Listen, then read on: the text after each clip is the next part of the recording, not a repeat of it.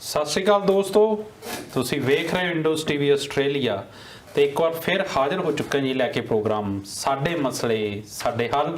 ਤੇ ਦੋਸਤੋ, ਤੁਸੀਂ ਜਾਣਦੇ ਹੋ ਕਿ ਪ੍ਰੋਗਰਾਮ ਅਸੀਂ ਹਰ ਬੁੱਧਵਾਰ ਹਰ ਐਤਵਾਰ ਸ਼ਾਮਾਂ ਨੂੰ 7 ਵਜੇ ਬਿਲਕੁਲ ਲਾਈਵ ਲੈ ਕੇ ਆਉਂਦੇ ਆ, ਜਿਹਦੇ ਵਿੱਚ ਦੇਸ਼ ਦੁਨੀਆ ਦੇ ਅਹਿਮ ਮਸਲਿਆਂ ਤੇ ਗੱਲਬਾਤ ਹੁੰਦੀ ਹੈ। ਆਪਣੀ ਸਮਝ ਦੇ ਮੁਤਾਬਕ ਅਸੀਂ ਟੀਕਾ ਟਿੱਪਣੀ ਕਰਦੇ ਹਾਂ, ਵਿਚਾਰ ਚਰਚਾ ਕਰਦੇ ਹਾਂ ਤੇ ਨਾਲ ਦੀ ਨਾਲ ਤੁਹਾਡੇ ਸਵਾਲਾਂ ਨੂੰ, ਤੁਹਾਡੀਆਂ ਟਿੱਪਣੀਆਂ ਨੂੰ ਵੀ ਵਿਚਾਰਿਆ ਜਾਂਦਾ। ਸੋ ਅੱਜ ਵੀ ਤੁਸੀਂ ਆਪਣੇ ਸਵਾਲਾਂ ਨਾਲ, ਆਪਣੀਆਂ ਟਿੱਪਣੀਆਂ ਨਾਲ ਇਸ ਪ੍ਰੋਗਰਾਮ 'ਚ ਸ਼ਿਰਕਤ ਜ਼ਰੂਰ ਕਰਿਓ, ਪ੍ਰੋਗਰਾਮ ਦਾ ਹਿੱਸਾ ਬਣਿਓ। ਪਰ ਉਸ ਤੋਂ ਪਹਿਲਾਂ ਸਵਾਗਤ ਕਰੀਏ ਦਲਜੀਤ ਸਿੰਘ ਹੁਣਾਂ ਦਾ। ਫਿਰ ਕਰਦੇ ਹਾਂ ਅਗਲੀ ਗੱਲਬਾਤ। ਦਲਜੀਤ ਜੀ, ਪਿਆਰ ਭਰੀ ਸਤਿ ਸ਼੍ਰੀ ਅਕਾਲ ਤੇ ਨਿੱਘਾ ਸਵਾਗਤ ਜੀ ਪ੍ਰੋਗਰਾਮ ਜੀ। ਸਤਿ ਸ਼੍ਰੀ ਅਕਾਲ ਜੀ ਦੇਵ ਸਿੱਧੂ ਸਾਹਿਬ ਤੇ ਸਤਿ ਸ਼੍ਰੀ ਅਕਾਲ ਇੰਡਸਟਰੀ ਵੀ ਦੇਖ ਰਹੇ ਸਾਰੇ ਦਰਸ਼ਕਾਂ ਨੂੰ। ਤੇ ਆਸ ਕਰਦਾ ਤੁਸੀਂ ਖੁਸ਼ ਹੋਵੋਗੇ, ਤੰਦਰੁਸਤ ਹੋਵੋਗੇ। ਵੈਸੇ ਸਵਾਗਤ ਹੁਣ ਨਿੱਘਾ ਨਹੀਂ, ਠੰਡਾ ਕਰਨਾ ਬਣਦਾ, ਕਿਉਂ ਗਰਮੀ ਬਹੁਤ ਜ਼ਿਆਦਾ ਵੱਧ ਚੁੱਕੀ ਹੈ।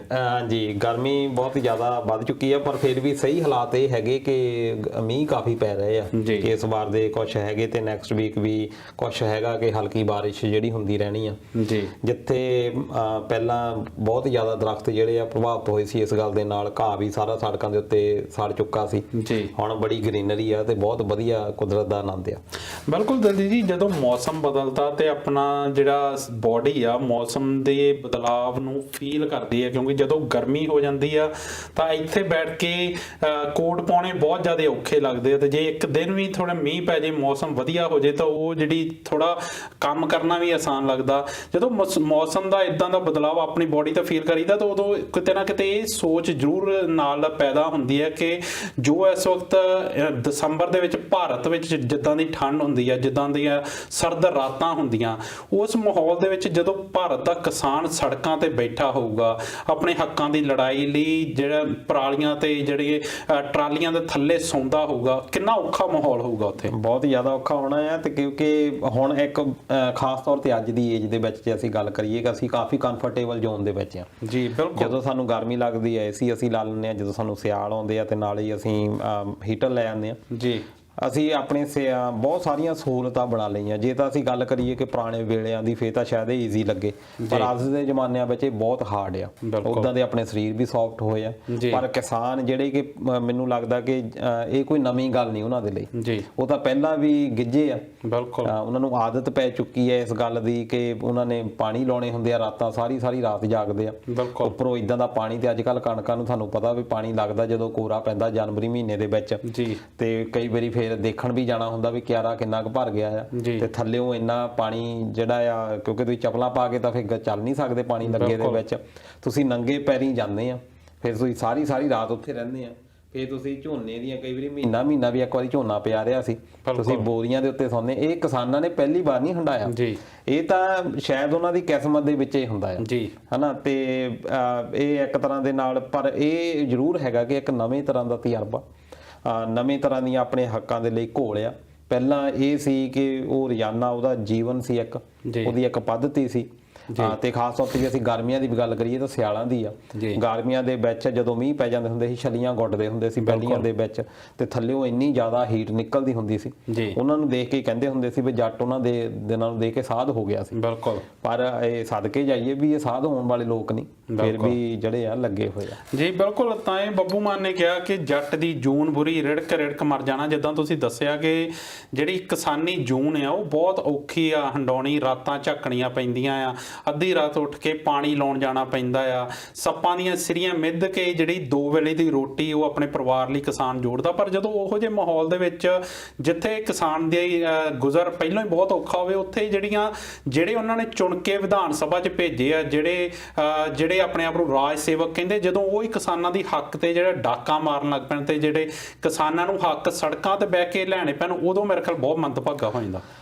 ਅਸਲ ਵਿੱਚ ਉਹ ਵੀ ਜੇ ਦੇਖਿਆ ਜਾਵੇ ਖਾਸ ਤੌਰ ਤੇ ਪੰਜਾਬ ਦੇ ਜਾਂ ਹਰਿਆਣਾ ਦੇ ਜਿਹੜੇ ਲੀਡਰ ਵੀ ਹੈਗੇ ਆ, ਜੇ ਉਹਨਾਂ ਦਾ ਪਿਛੋਕੜ ਅਸੀਂ ਦੇਖੀਏ ਕਿ ਉਹ ਵੀ ਕਿਸਾਨੀ ਪਰਿਵਾਰਾਂ ਦੇ ਨਾਲ ਆ। ਇਹ ਨਹੀਂ ਹੈ ਕਿ ਉਹਨਾਂ ਨੂੰ ਪਤਾ ਨਹੀਂ ਨਾ ਮੁਸੀਬਤਾਂ ਦਾ, ਉਹਨਾਂ ਨੂੰ ਵੀ ਜ਼ਰੂਰ ਪਤਾ ਹੋਣਾ ਆ। ਉਹਨਾਂ ਨੇ ਵੀ ਇਹ ਚੀਜ਼ਾਂ ਹੰਡਾਈਆਂ ਹੋਣਗੀਆਂ ਜਾਂ ਹੰਡਾਉਂਦੇ ਹੋਏ ਲੋਕਾਂ ਨੂੰ ਜ਼ਰੂਰ ਦੇਖਿਆ ਹੋਵੇਗਾ।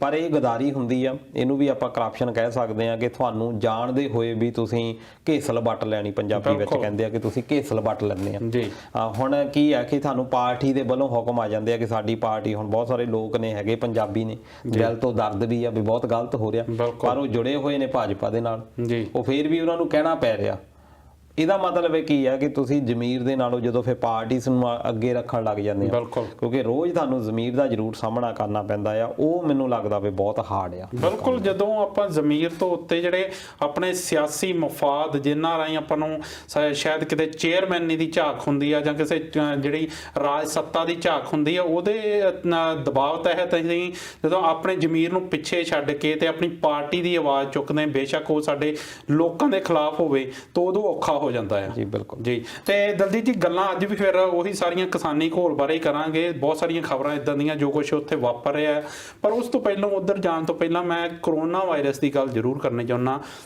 ਕਿਉਂਕਿ ਕਰੋਨਾ ਵਾਇਰਸ ਦਾ ਇੱਕ ਨਵਾਂ ਰੂਪ ਤੇ ਜਿਹੜਾ ਜ਼ਿਆਦਾ ਖਤਰਨਾਕ ਰੂਪ ਆ ਉਹ ਇਸ ਵਕਤ ਬਰਤਾਨੀਆ ਤੋਂ ਸਾਹਮਣੇ ਆਇਆ ਆ, ਜਿਸ ਤੋਂ ਬਾਅਦ ਬਰਤਾਨੀਆ ਨੂੰ ਆਉਣ ਜਾਣ ਵਾਲੀਆਂ ਫਲਾਈਟਾਂ ਬਹੁਤ ਸਾਰੇ ਦੇਸ਼ਾਂ ਨੇ ਬੰਦ ਕਰਤੀਆਂ, ਹੋਰ ਵੀ ਬਹੁਤ ਸਾਰੀਆਂ ਪਾਬੰਦੀਆਂ ਲੱਗ ਗਈਆਂ। ਇਹਨੂੰ ਕਿੱਦਾਂ ਦੇਖਦੇ ਹੋ ਤੁਸੀਂ? ਇਹ ਇੱਕ ਦੇਖੋ, ਪਹਿਲਾਂ ਵੀ ਆਪਾਂ ਗੱਲਾਂ ਕਰਦੇ ਰਹੇ ਕਿ ਜਿਹੜੇ ਵਾਇਰਸ ਆ ਸੇਮ ਉਹੀ ਚੀਜ਼ ਨਹੀਂ ਰਹਿੰਦੀ ਹੁੰਦੀ ਆ, ਉਹਨਾਂ ਦੇ ਪ੍ਰੋਟੀਨ ਦੇ ਵਿੱਚ ਬਦਲਾਅ ਆਉਂਦੇ ਰਹਿੰਦੇ ਆ। ਇਸ ਵਾਇਰਸ ਦੇ ਵਿੱਚ ਵੀ ਬਦਲਾਅ ਆਇਆ। ਹੁਣ ਡਰ ਇਸ ਗੱਲ ਦਾ ਕਿ ਹੁਣ ਸਾਡੇ ਕੋਲ ਵੈਕਸੀਨ ਵੀ ਬਣ ਚੁੱਕੀ ਆ, ਉਹ ਵੈਕਸੀਨ ਦੇ ਜਿਹੜੇ ਪ੍ਰਭਾਵ ਆ ਕੀ ਪੈਂਦੇ ਆ ਜਾਂ ਕਿੰਨੀ ਉਹਨਾਂ ਦੀ ਰੇਟ ਆਉਂਦੀ ਆ, ਇਹ ਆਪਾਂ ਨੂੰ ਆਉਣ ਵਾਲੇ ਦਿਨਾਂ 'ਚ ਪਤਾ ਲੱਗਣਾ। ਪਰ ਜਦੋਂ ਉਹਨੇ ਆਪਣਾ ਰੂਪ ਬਦਲ ਲਿਆ, ਹੁਣ ਇਹ ਨਹੀਂ ਪਤਾ ਕਿ ਉਹ ਜਿਹੜੀ ਦਵਾਈ ਨਵੀਂ ਬਣੀ ਆ ਕੀ ਉਹਦੇ ਉੱਤੇ ਇਫੈਕਟਡ ਹੈਗੀ ਆ ਜਾਂ ਨਹੀਂ। ਇਸ ਕਰਕੇ ਇਹ ਨਹੀਂ ਹੈਗਾ ਕਿ ਉਹਦੇ ਨਾਲ ਉਹ ਜ਼ਿਆਦਾ ਡੇਂਜਰਸ ਆ ਜਾਂ ਉਹਦਾ ਕੁਝ ਵੱਖਰਾ ਕੋਈ ਪ੍ਰਭਾਵ ਹੋਵੇ। ਪਰ ਇਹ ਜ਼ਰੂਰ ਹੈਗਾ ਕਿ ਉਹਦੇ ਉੱਤੇ ਨਿਗਾਹ ਜ਼ਰੂਰ ਰੱਖਣੀ ਪੈਣੀ ਆ। ਇਸ ਕਰਕੇ ਵਿਗਿਆਨੀ ਵੀ ਕਾਫੀ ਇਸ ਗੱਲ ਦੇ ਉੱਤੇ ਹੈਗੇ ਆ ਕਿ ਸਾਨੂੰ ਨਿਗਾਹ ਰੱਖਣੀ ਪੈਣੀ ਆ ਕਿ ਹੁਣ ਇਹਦੇ ਉੱਤੇ ਹੋਰ ਵੀ ਜ਼ਿਆਦਾ ਰਿਸਰਚ ਦੀ ਲੋੜ ਹੈਗੀ ਹੈ। ਵੈਸੇ ਇਹ ਪਹਿਲਾਂ ਵੀ ਪਤਾ ਸੀ ਕਿ ਵਾਇਰਸ ਇੱਕ ਨਹੀਂ ਰਹਿੰਦਾ ਹੁੰਦਾ, ਅੱਗੇ ਤੋਂ ਅੱਗੇ ਆਪਣਾ ਰੂਪ ਬਦਲ ਲੈਂਦਾ। ਬਿਲਕੁਲ, ਪਰ ਹੁਣ ਜਿੱਦਾਂ ਜਿਹੜਾ ਕਰੋਨਾ ਵਾਇਰਸ ਨੂੰ ਥੋੜਾ ਲਾਈਟਲੀ ਲੈਣ ਲੱਗ ਪਏ ਸੀ ਕਿ ਲੋਕ ਇੱਕ ਤਰੀਕੇ ਨਾਲ, ਚਾਹੇ ਵੈਕਸੀਨ ਦੀ ਗੱਲ ਚੱਲੀ ਆ, ਵੈਕਸੀਨ ਆਉਣੀ ਹੈ, ਬਹੁਤ ਸਾਰੀ ਜਿਹੜੀਆਂ ਫਰਮਾਂ ਉਹਨਾਂ ਨੇ ਦਾਅਵੇ ਕੀਤੇ ਕਿ ਸਾਡੀਆਂ ਵੈਕਸੀਨ ਜਿਹੜੀ ਆ ਉਹ ਤਿਆਰ ਆ, ਪਰ ਅਜੇ ਤੱਕ ਜੇ ਕਹੀਏ ਤਾਂ ਮਾਰਕੀਟ ਦੇ ਵਿੱਚ ਜਾਂ ਆਮ ਲੋਕਾਂ ਦੀ ਪਹੁੰਚ ਤੱਕ ਉਹ ਵੈਕਸੀਨ ਨਹੀਂ ਪਹੁੰਚੀ। ਪਰ ਫਿਰ ਵੀ ਲੋਕਾਂ ਨੇ ਇਸ ਚੀਜ਼ ਨੂੰ ਲਾਈਟਲੀ ਲੈਣਾ ਸ਼ੁਰੂ ਕਰ ਦਿੱਤਾ, ਜਿੱਦਾਂ ਇੱਕ ਤਰ੍ਹਾਂ ਜੀਵਨ ਦਾ ਇੱਕ ਹਿੱਸਾ ਮੰਨ ਕੇ ਬਹਿ ਗਏ ਕਰੋਨਾ ਵਾਇਰਸ ਨੂੰ। ਪਰ ਜਦੋਂ ਇਹ ਨਵੀਂ ਜਿਹੜੀ ਵੇਵ ਚੱਲੀ ਆ, ਨਵਾਂ ਰੂਪ ਉਹਦਾ ਸਾਹਮਣੇ ਆਇਆ, ਉਹ ਜ਼ਰੂਰ ਚਿੰਤਾ ਪ੍ਰਗਟ ਕਰਦਾ ਹੈ। ਜਿਹੜੀ ਵੈਕਸੀਨ ਆ, ਪਹਿਲਾਂ ਸਪੁਤਨਿਕ ਬਣਾਈ ਸੀ ਰਸ਼ੀਆ ਨੇ ਸਭ ਤੋਂ ਪਹਿਲਾਂ, ਉਹਨਾਂ ਨੇ ਤਾਂ ਆਪਣੇ ਲੋਕਾਂ ਨੂੰ ਦੇਣੀ ਸ਼ੁਰੂ ਕਰ ਦਿੱਤੀ। ਪਰ ਜਿਹੜੀ ਫਾਈਜ਼ਰ ਕੰਪਨੀ ਆ, ਜਿਹੜੀ ਕਿ ਰਿਕਮੈਂਡ ਕੀਤੀ ਹੋਈ ਆ ਵਰਲਡ ਹੈਲਥ ਆਰਗੇਨਾਈਜੇਸ਼ਨ ਦੇ ਵੱਲੋਂ, ਉਹੀ ਦਵਾਈ ਆ ਉਹ ਅਮਰੀਕਾ ਦੇ ਵਿੱਚ ਦੇਣੀ ਸ਼ੁਰੂ ਕਰ ਦਿੱਤੀ ਆ ਤੇ ਇੰਗਲੈਂਡ ਦੇ ਵਿੱਚ ਵੀ ਲੋਕਾਂ ਨੂੰ ਦੇਣੀ ਸ਼ੁਰੂ ਕਰ ਦਿੱਤੀ ਆ। ਈਵਨ ਕਿ ਡੋਨਾਲਡ ਟਰੰਪ ਨੇ ਵੀ ਟੀਕਾ ਤੇ ਜੋ ਬਾਈਡਨ ਜਿਹੜੇ ਕਿ ਨਵੇਂ ਚੁਣੇ ਹੋਏ ਰਾਸ਼ਟਰਪਤੀ ਆ, ਉਹਨਾਂ ਨੇ ਵੀ ਲਾਈਵ ਹੋ ਕੇ ਟੀਕੇ ਉਹ ਲਵਾਏ ਤਾਂ ਕਿ ਲੋਕਾਂ ਨੂੰ ਦੱਸਿਆ ਜਾਵੇ ਕਿ ਇਹਦੇ ਕੋਈ ਸਾਈਡ ਇਫੈਕਟ ਵੀ ਅਸੀਂ ਵੀ ਲਗਵਾ ਰਹੇ ਆ, ਵੀ ਇਹ ਜਿਹੜੀ ਆ ਸਹੀ ਆ, ਇਹ ਸੇਫਟੀ ਦੇ ਵਾਸਤੇ ਵੀ ਸਹੀ ਆ, ਤੁਹਾਡੇ ਲਈ ਲਵਾਉਣੀ ਇਹ ਟੀਕਾ। ਇਸ ਕਰਕੇ ਇਹ ਜਿਹੜਾ ਵਾਇਰਸ ਆ ਹੁਣ ਜਦੋਂ ਬਦਲਦਾ ਆ, ਉਸ ਤੋਂ ਬਾਅਦ ਲੋਕਾਂ ਦੇ ਉੱਤੇ ਇੱਕ ਡਰ ਜਿਹੜਾ ਜ਼ਰੂਰ ਪੈਦਾ ਹੋ ਗਿਆ। ਪਰ ਕਿਉਂਕਿ ਇਹ ਹੁਣ ਵਾਇਰਸ ਆ ਹੋਰ ਦੇਸ਼ਾਂ ਦੇ ਵਿੱਚ ਨਾ ਫੈਲ ਜਾਵੇ, ਅਜੇ ਤੱਕ ਇਹਦੇ ਕੇਸ ਕੋਈ 1000 ਦੇ ਕਰੀਬ ਨਵੇਂ ਦੇ ਆਏ ਆ। ਇਹ ਲੰਡਨ ਦੇ ਆਲੇ ਦੁਆਲੇ ਜਾਂ ਲੰਡਨ ਦੇ ਵਿੱਚ ਸਥਿਤ ਹੈਗੇ ਜਿੱਥੇ ਇਹ ਕੇਸ ਆਏ ਆ। ਪਰ ਇਹਦੀ ਇੱਕ ਸਾਵਧਾਨੀ ਦੇ ਵਜੋਂ ਬਹੁਤ ਸਾਰੇ ਦੇਸ਼, ਜਿਨ੍ਹਾਂ ਦੇ ਵਿੱਚੋਂ ਜਰਮਨੀ ਹੈਗਾ, ਇਟਲੀ ਹੈਗਾ, ਬੈਲਜੀਅਮ, ਪੁਰਤਗਾਲ, ਆਪਣੇ ਇੰਡੀਆ ਵੀ, ਇਹ ਸਾਰੇ ਬਬਲ ਜ਼ੋਨ ਦੇ ਵਿੱਚ ਸੀ। ਬਬਲ ਜ਼ੋਨ ਕਿ ਇਹਨਾਂ ਦੇ ਕੰਟਰੈਕਟ ਹੁੰਦੇ ਆ ਕਿ ਤੁਸੀਂ ਕਿੱਦਾਂ ਫਲਾਈਟਸ ਜਿਹੜੀਆਂ ਜਾਣੀਆਂ, ਕਿਉਂਕਿ ਸਾਡੇ ਵੀ 23 ਮਾਰਚ ਇਸ ਸਾਲ ਜਿਹੜਾ 2020 ਆ, 23 ਮਾਰਚ ਤੋਂ ਪਾਬੰਦੀਆਂ ਲੱਗੀਆਂ ਹੋਈਆਂ ਫਲਾਈਟਸ ਦੀਆਂ। ਪਰ ਇੱਕ ਜਿਹੜੀ ਬੰਦੇ ਤੁਹਾਨੂੰ ਪਤਾ ਹੋਣਾ ਐਕਸਪ੍ਰੈਸ ਚਲਾਈ ਹੋਈ ਹੈ ਇਹਨਾਂ ਨੇ ਕਿ ਜਿਹੜੀ ਲੈ ਕੇ ਆਉਂਦੀ ਆ, ਤੇ ਅਗਲੇ ਮਹੀਨੇ 21 ਫਲਾਈਟਾਂ ਉਹਨਾਂ ਦੀਆਂ ਵੀ ਆਉਣੀਆਂ ਆ ਇੰਗਲੈਂਡ ਤੋਂ। ਇਸ ਕਰਕੇ ਭਾਰਤ ਸਰਕਾਰ ਨੇ ਵੀ ਉਹਨਾਂ ਦੇ ਉੱਤੇ ਪਾਬੰਦੀਆਂ ਲਾ ਦਿੱਤੀਆਂ। ਵੈਸੇ ਇਹ ਅਜੇ 31 ਦਸੰਬਰ ਤੱਕ ਆ, ਪਰ ਉਸ ਤੋਂ ਬਾਅਦ ਉਹ ਸੋਚ ਰਹੇ ਆ ਕਿ ਅਸੀਂ ਪਾਬੰਦੀਆਂ ਇੰਗਲੈਂਡ ਦੇ ਉੱਤੇ ਖਾਸ ਤੌਰ ਤੇ ਜਾ ਕੇ ਰੱਖੀਏ, ਕਿਉਂਕਿ ਭਾਰਤ ਵਾਲੇ ਇਹ ਮੰਨਦੇ ਆ ਕਿ ਇਹਨਾਂ ਨੇ ਬਹੁਤ ਸ਼ੁਰੂ ਦੇ ਵਿੱਚ ਲਾ ਦਿੱਤਾ ਸੀ ਲੋਕਡਾਊਨ। ਪਰ ਇੱਥੋਂ ਹੀ ਅਣਗਹਿਲੀ ਹੋ ਗਈ ਕਿ ਬਾਹਰੋਂ ਲੋਕ ਆਉਂਦੇ ਰਹੇ, ਉਹਦੇ ਉੱਤੇ ਜ਼ਿਆਦਾ ਚੇਤਾਵਨੀ ਨਹੀਂ ਰੱਖੀ। ਕਈਆਂ ਦੇ ਟੈਂਪਰੇਚਰ ਜਿਹੜੇ ਆ ਚੈੱਕ ਕਰਦੇ ਰਹੇ, ਪਰ ਜ਼ਰੂਰੀ ਨਹੀਂ ਹੈਗਾ ਕਿ ਉਹ ਟੈਂਪਰੇਚਰ ਉਸੇ ਦਿਨ ਹੋ ਜਾਵੇ। ਟੈਂਪਰੇਚਰ ਹੋ ਸਕਦਾ ਕਿ ਉਹਨਾਂ ਨੇ ਕਿਸੇ ਫਲਾਈਟ ਦੇ ਉੱਤੇ ਸਟੇ ਕੀਤਾ, ਉਸ ਤੋਂ ਬਾਅਦ ਉੱਥੋਂ ਵਾਇਰਸ ਅਕਵਾਇਰ ਕੀਤਾ ਤੇ ਅੱਗੇ ਆ ਗਏ। ਇਸ ਕਰਕੇ ਇਹ ਜਿਹੜਾ ਭਾਰਤ ਦੇ ਵਿੱਚ ਵੀ ਐਂਟਰ ਹੋ ਗਿਆ, ਜਿਹਨੇ ਕਿ ਬਹੁਤ ਜ਼ਿਆਦਾ ਹੁਣ ਤੱਕ ਨੁਕਸਾਨ ਕਰ ਦਿੱਤਾ ਆ। ਤੇ ਕੱਲ ਵੀ 22-23 ਹਜ਼ਾਰ ਕੇਸ ਜਿਹੜੇ ਆ ਉਹ ਆਏ ਆ। ਪਰ ਇਹ ਵੀ ਸਹੀ ਹੈਗਾ ਕਿ ਹੁਣ ਬਹੁਤ ਸਾਰੇ ਕੇਸ ਆ ਘਟਣੇ ਸ਼ੁਰੂ ਹੋ ਗਏ। ਜੇ ਆਪਾਂ ਭਾਰਤ ਦੀ ਵੀ ਗੱਲ ਕਰੀਏ, ਭਾਰਤ ਦੇ ਵਿੱਚ ਜਿੱਥੇ 96,000 ਤੱਕ ਵੀ ਆਉਂਦੇ ਸੀ ਕੇਸ, ਹੁਣ 22,000 ਤੱਕ ਹੈਗੇ ਆ। ਪਰ ਦਲਜੀਤ ਜੀ, ਵੈਕਸੀਨ ਦੀ ਗੱਲ ਚੱਲੀ ਆ ਤਾਂ ਇਦਾਂ ਦੀਆਂ ਵੀ ਰਿਪੋਰਟਾਂ ਸਾਹਮਣੇ ਆਈਆਂ, ਇਦਾਂ ਦੀ ਖਬਰ ਨਿਕਲ ਕੇ ਆਈ ਹੈ ਕਿ ਕਈ ਦੇਸ਼ਾਂ ਨੇ ਉਹ ਵੈਕਸੀਨ ਲੈਣ ਤੋਂ ਵੀ ਜਿਹੜਾ ਆ ਇਨਕਾਰੀ ਹੋ ਗਏ ਕਿ ਅਸੀਂ ਇਹ ਵੈਕਸੀਨ ਨਹੀਂ ਯੂਜ਼ ਕਰਨੀ। ਉਹਦੇ ਕੀ ਕਾਰਨ ਲੱਗਦੇ ਆ ਤੁਹਾਨੂੰ? ਇਹ ਖਾਸ ਤੌਰ ਤੇ ਮੁਸਲਿਮ ਦੇਸ਼ ਜਿਹੜੇ ਹੈਗੇ, ਉਹਨਾਂ ਨੇ ਸਿਨੋਪੈਕ ਜਿਹੜੀ ਕਿ ਚਾਈਨਾ ਦੀ ਕੰਪਨੀ ਆ, ਇੰਡੋਨੇਸ਼ੀਆ ਤੇ ਮਲੇਸ਼ੀਆ ਦੇ ਵਿੱਚ ਇਹ ਗੱਲ ਉੱਠੀ ਆ ਕਿ ਉਹਨਾਂ ਨੇ ਕਰਾਰ ਕੀਤਾ ਚਾਈਨੀਜ਼ ਕੰਪਨੀ ਦੇ ਨਾਲ, ਜਿਨ੍ਹਾਂ ਨੇ ਕਿ ਸਿਨੋਪੈਕ ਬਣਾਈ ਆ।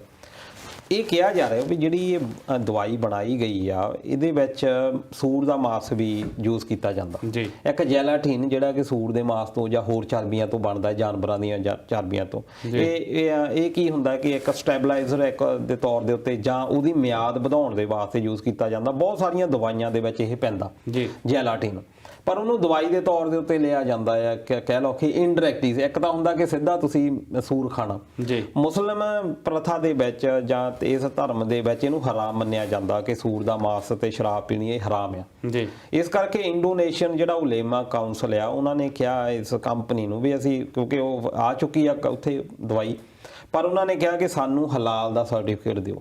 ਇੱਥੇ ਵੀ ਤੁਸੀਂ ਦੇਖਿਆ ਹੋਣਾ ਕਿ ਚਿਕਨ ਆ ਜਾਂ ਕੋਈ ਹੋਰ ਮੀਟ ਆ ਉਹਦੇ ਉੱਤੇ ਇੱਕ ਸਰਟੀਫਿਕੇਟ ਫਾਈਲ ਕੀਤਾ ਹੁੰਦਾ ਕਿ ਹਲਾਲ ਤਰੀਕੇ ਦੇ ਨਾਲ ਮਾਰਿਆ ਗਿਆ ਜਾਨਵਰ ਜੀ।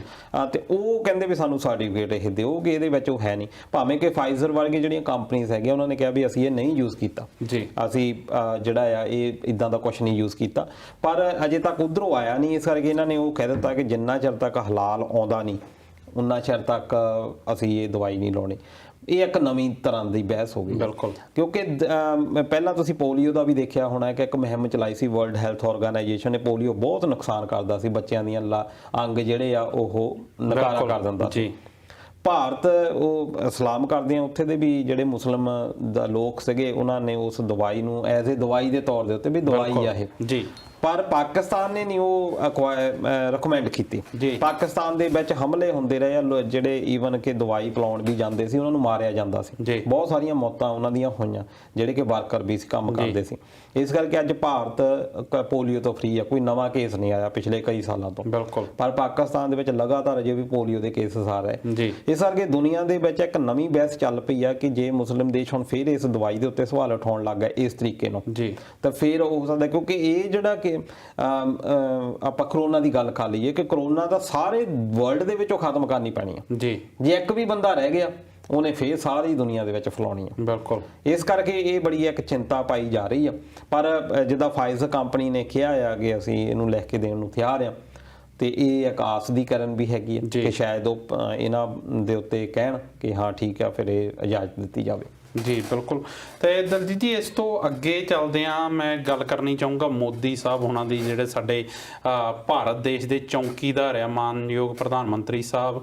ਉਹ ਚੌਂਕੀਦਾਰ ਕਰਦੇ ਕਰਦੇ ਇੰਨੀ ਗੂੜੀ ਨੀਂਦ ਸੌਂ ਚੁੱਕੇ ਆ ਕਿ ਉਹਨਾਂ ਨੂੰ ਉਹਨਾਂ ਦੀ ਬਰੂਹਾਂ ਤੇ ਬੈਠਾ ਪਿਛਲੇ 25-26 ਦਿਨਾਂ ਤੋਂ ਜਿਹੜੇ ਕਿਸਾਨ ਬੈਠੇ ਉਹਨਾਂ ਦੀ ਬਰੂਹਾਂ ਤੇ ਉਹਨਾਂ ਨੂੰ ਆਵਾਜ਼ਾਂ ਮਾਰ ਰਹੇ ਆ ਕਿ ਸਾਡੇ ਕੋਲ ਆਓ ਜਾਂ ਸਾਡੇ ਨਾਲ ਗੱਲਬਾਤ ਕਰੋ, ਪਰ ਮੇਰੇ ਖਿਆਲ ਉਹ ਆਪਣੀ ਨੀਂਦ ਦੀ ਉਹਨਾਂ ਦੀਆਂ ਆਵਾਜ਼ਾਂ ਨਹੀਂ ਸੁਣ ਰਹੇ, ਆਪਣੇ ਲੱਖਾਂ ਲੋਕਾਂ ਦੀ ਗੁਹਾਰ ਨਹੀਂ ਸੁਣ ਰਹੇ। ਪਰ ਜਿਹੜੇ ਅਮਰੀਕੀ ਰਾਸ਼ਟਰਪਤੀ ਆ ਡੋਨਾਲਡ ਟਰੰਪ ਹੁਣੀ, ਉਹ ਕਹਿ ਰਹੇ ਕਿ ਜਿਹੜੀ ਭਾਰਤ ਦੀ ਰਫ਼ਤਾਰ ਹੈ ਆਲਮ ਜਿਹੜੀ ਤਾਕਤ ਬਣਾਉਣ ਦੀ, ਆਲਮੀ ਤਾਕਤ ਬਣਾਉਣ ਦੀ, ਇਹਦੀ ਰਫ਼ਤਾਰ ਮੋਦੀ ਸਾਹਿਬ ਨੇ ਬਹੁਤ ਤੇਜ਼ ਕਰਤੀ ਹੈ। ਇਸ ਲਈ ਉਹਨਾਂ ਨੂੰ ਲੀਜਨ ਆਫ ਮੈਰਿਟ ਦਾ ਜਿਹੜਾ ਸਨਮਾਨ ਆ ਉਹਦੇ ਨਾਲ ਨਵਾਜ਼ਿਆ ਜਾ ਚੁੱਕਾ। ਕੀ ਕਹਿਣਾ ਚਾਹੋਗੇ? ਲੀਜਨ ਆਫ ਮੈਰਿਟ ਇੱਕ ਸਰਵਉੱਚ ਕਹਿ ਸਕਦੇ ਆਪਾਂ ਉੱਥੇ ਦਾ ਅਵਾਰਡ ਹੈਗਾ ਜਿਹੜਾ ਕਿ 1942 ਦੇ ਵਿੱਚ ਅਮਰੀਕਨ ਕਾਂਗਰਸ ਦੇ ਵੱਲੋਂ ਚਾਲੂ ਕੀਤਾ ਗਿਆ ਸੀ। ਇਹ ਇਨਾਮ ਉਹਨਾਂ ਬਾਹਰਲੇ, ਵੈਸੇ ਤਾਂ ਇਹ ਆਰਮੀ ਦੇ ਵਿੱਚ ਦਿੱਤਾ ਜਾਂਦਾ ਜਿਨ੍ਹਾਂ ਨੇ ਸੇਵਾ ਦੇ ਵਿੱਚ ਆਰਮੀ ਦੇ ਦੌਰਾਨ, ਯੁੱਧਾਂ ਦੇ ਦੌਰਾਨ ਬਹੁਤ ਯਾਨੀ ਐਕਸਟਰਾ ਆਰਡੀਨਰੀ ਕੰਮ ਕੀਤਾ ਹੋਵੇ ਜੀ। ਪਰ ਨਾਲ ਦੀ ਨਾਲ ਇਹਨਾਂ ਨੇ ਉਦੋਂ ਬਾਅਦ ਵਿੱਚ ਸਟਾਰਟ ਕਰ ਦਿੱਤਾ ਉਹਨਾਂ ਦੇਸ਼ਾਂ ਨੂੰ ਵੀ ਦੇਣਾ ਜਿਨ੍ਹਾਂ ਨੇ ਯੁੱਧ ਵਰਗੇ ਤਰੀਕਿਆਂ ਦੇ ਵਿੱਚ ਜਾਂ ਸ਼ਾਂਤੀ ਦੇ ਤਰੀਕਿਆਂ ਦੇ ਵਿੱਚ ਜਾਂ ਕੁਝ ਐਕਸਟਰਾ ਆਰਡੀਨਰੀ ਕੰਮ ਕੀਤਾ ਜਾਵੇ, ਉਹਨਾਂ ਨੂੰ ਦਿੱਤਾ ਜਾਂਦਾ ਜੀ। ਤੇ ਨਰਿੰਦਰ ਮੋਦੀ ਪਹਿਲੇ ਨਹੀਂ ਹੈਗੇ ਜਿਨ੍ਹਾਂ ਨੂੰ ਇਹ ਦਿੱਤਾ ਗਿਆ ਹੋਵੇ, ਪਰ ਪਹਿਲਾਂ ਇਹ ਸੀ ਕਿ ਪਹਿਲਾਂ ਸਾਰੇ ਆਰਮੀ ਨੂੰ ਦਿੱਤੇ ਗਏ ਆ। 1957 ਦੇ ਵਿੱਚ ਵੀ ਦਿੱਤਾ ਗਿਆ, ਉਸ ਤੋਂ ਬਾਅਦ 5-6 ਹੋਰ ਵੀ ਆਰਮੀ ਦੇ ਜਿਹੜੇ ਆਫੀਸਰ ਸੀ ਉਹਨਾਂ ਨੂੰ ਦਿੱਤਾ ਗਿਆ ਜੀ, ਕਿਉਂਕਿ ਇਹਦੇ ਵਿੱਚ ਵੀ ਕੈਟੇਗਰੀਜ਼ ਉਹਨਾਂ ਨੇ ਬਣਾਈਆਂ, ਭਾਵੇਂ ਦੇਖਣ ਨੂੰ ਇੱਕੋ ਜਿਹਾ ਲੱਗਦੇ ਆ ਪਰ ਥੋੜਾ ਜਿਹਾ ਫਰਕ ਆ ਇਹਨਾਂ ਮੈਡਲਸ ਦੇ ਵਿੱਚ। ਇਹ 4 ਤਰ੍ਹਾਂ ਦੇ ਮੈਡਲਸ ਹੁੰਦੇ ਆ, ਉਹਦੇ ਵਿੱਚ ਚੀਫ ਕਮਾਂਡਰ ਤੇ ਆਫੀਸਰ। ਇਹਨਾਂ ਨੂੰ ਚੀਫ ਕਮਾਂਡਰ ਦਾ ਹੁਣ ਦਿੱਤਾ ਆ ਜੀ। ਉਹਨਾਂ ਨੇ ਇਹ ਕਿਹਾ ਆ ਕਿ ਇਹਨਾਂ ਨੇ ਐਕਸਟਰਾ ਆਰਡੀਨਰੀ ਕੰਮ ਕੀਤਾ ਆ ਇਸ ਖੇਤਰ ਦੇ ਵਿੱਚ।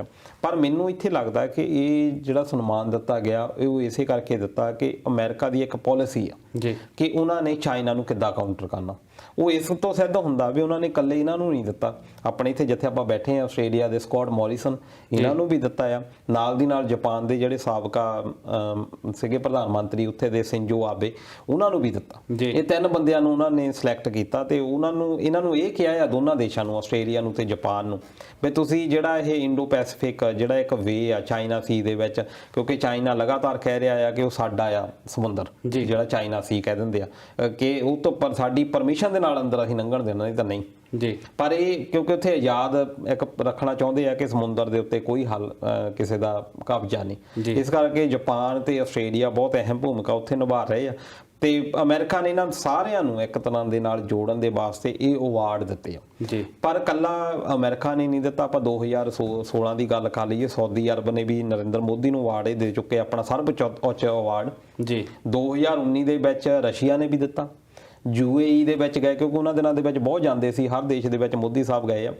UAE ਨੇ ਵੀ ਦਿੱਤਾ 2019 ਦੇ ਵਿੱਚ ਆਪਣਾ ਸਰਵਉੱਚ ਖਿਤਾਬ। ਉਸ ਤੋਂ ਬਾਅਦ ਬਹੁਤ ਹਾ ਹੁੱਲਾ ਮਚਿਆ, ਖਾਸ ਤੌਰ ਤੇ ਮੁਸਲਮਾਨ ਕੰਟਰੀਜ਼ ਦੇ ਵਿੱਚ ਕਿ ਕਿਉਂ ਦਿੱਤਾ। ਮਾਲਦੀਪ ਨੇ ਵੀ ਆਪਣਾ ਸਰਵਉੱਚ ਅਵਾਰਡ ਉਹ ਵੀ ਦਿੱਤਾ।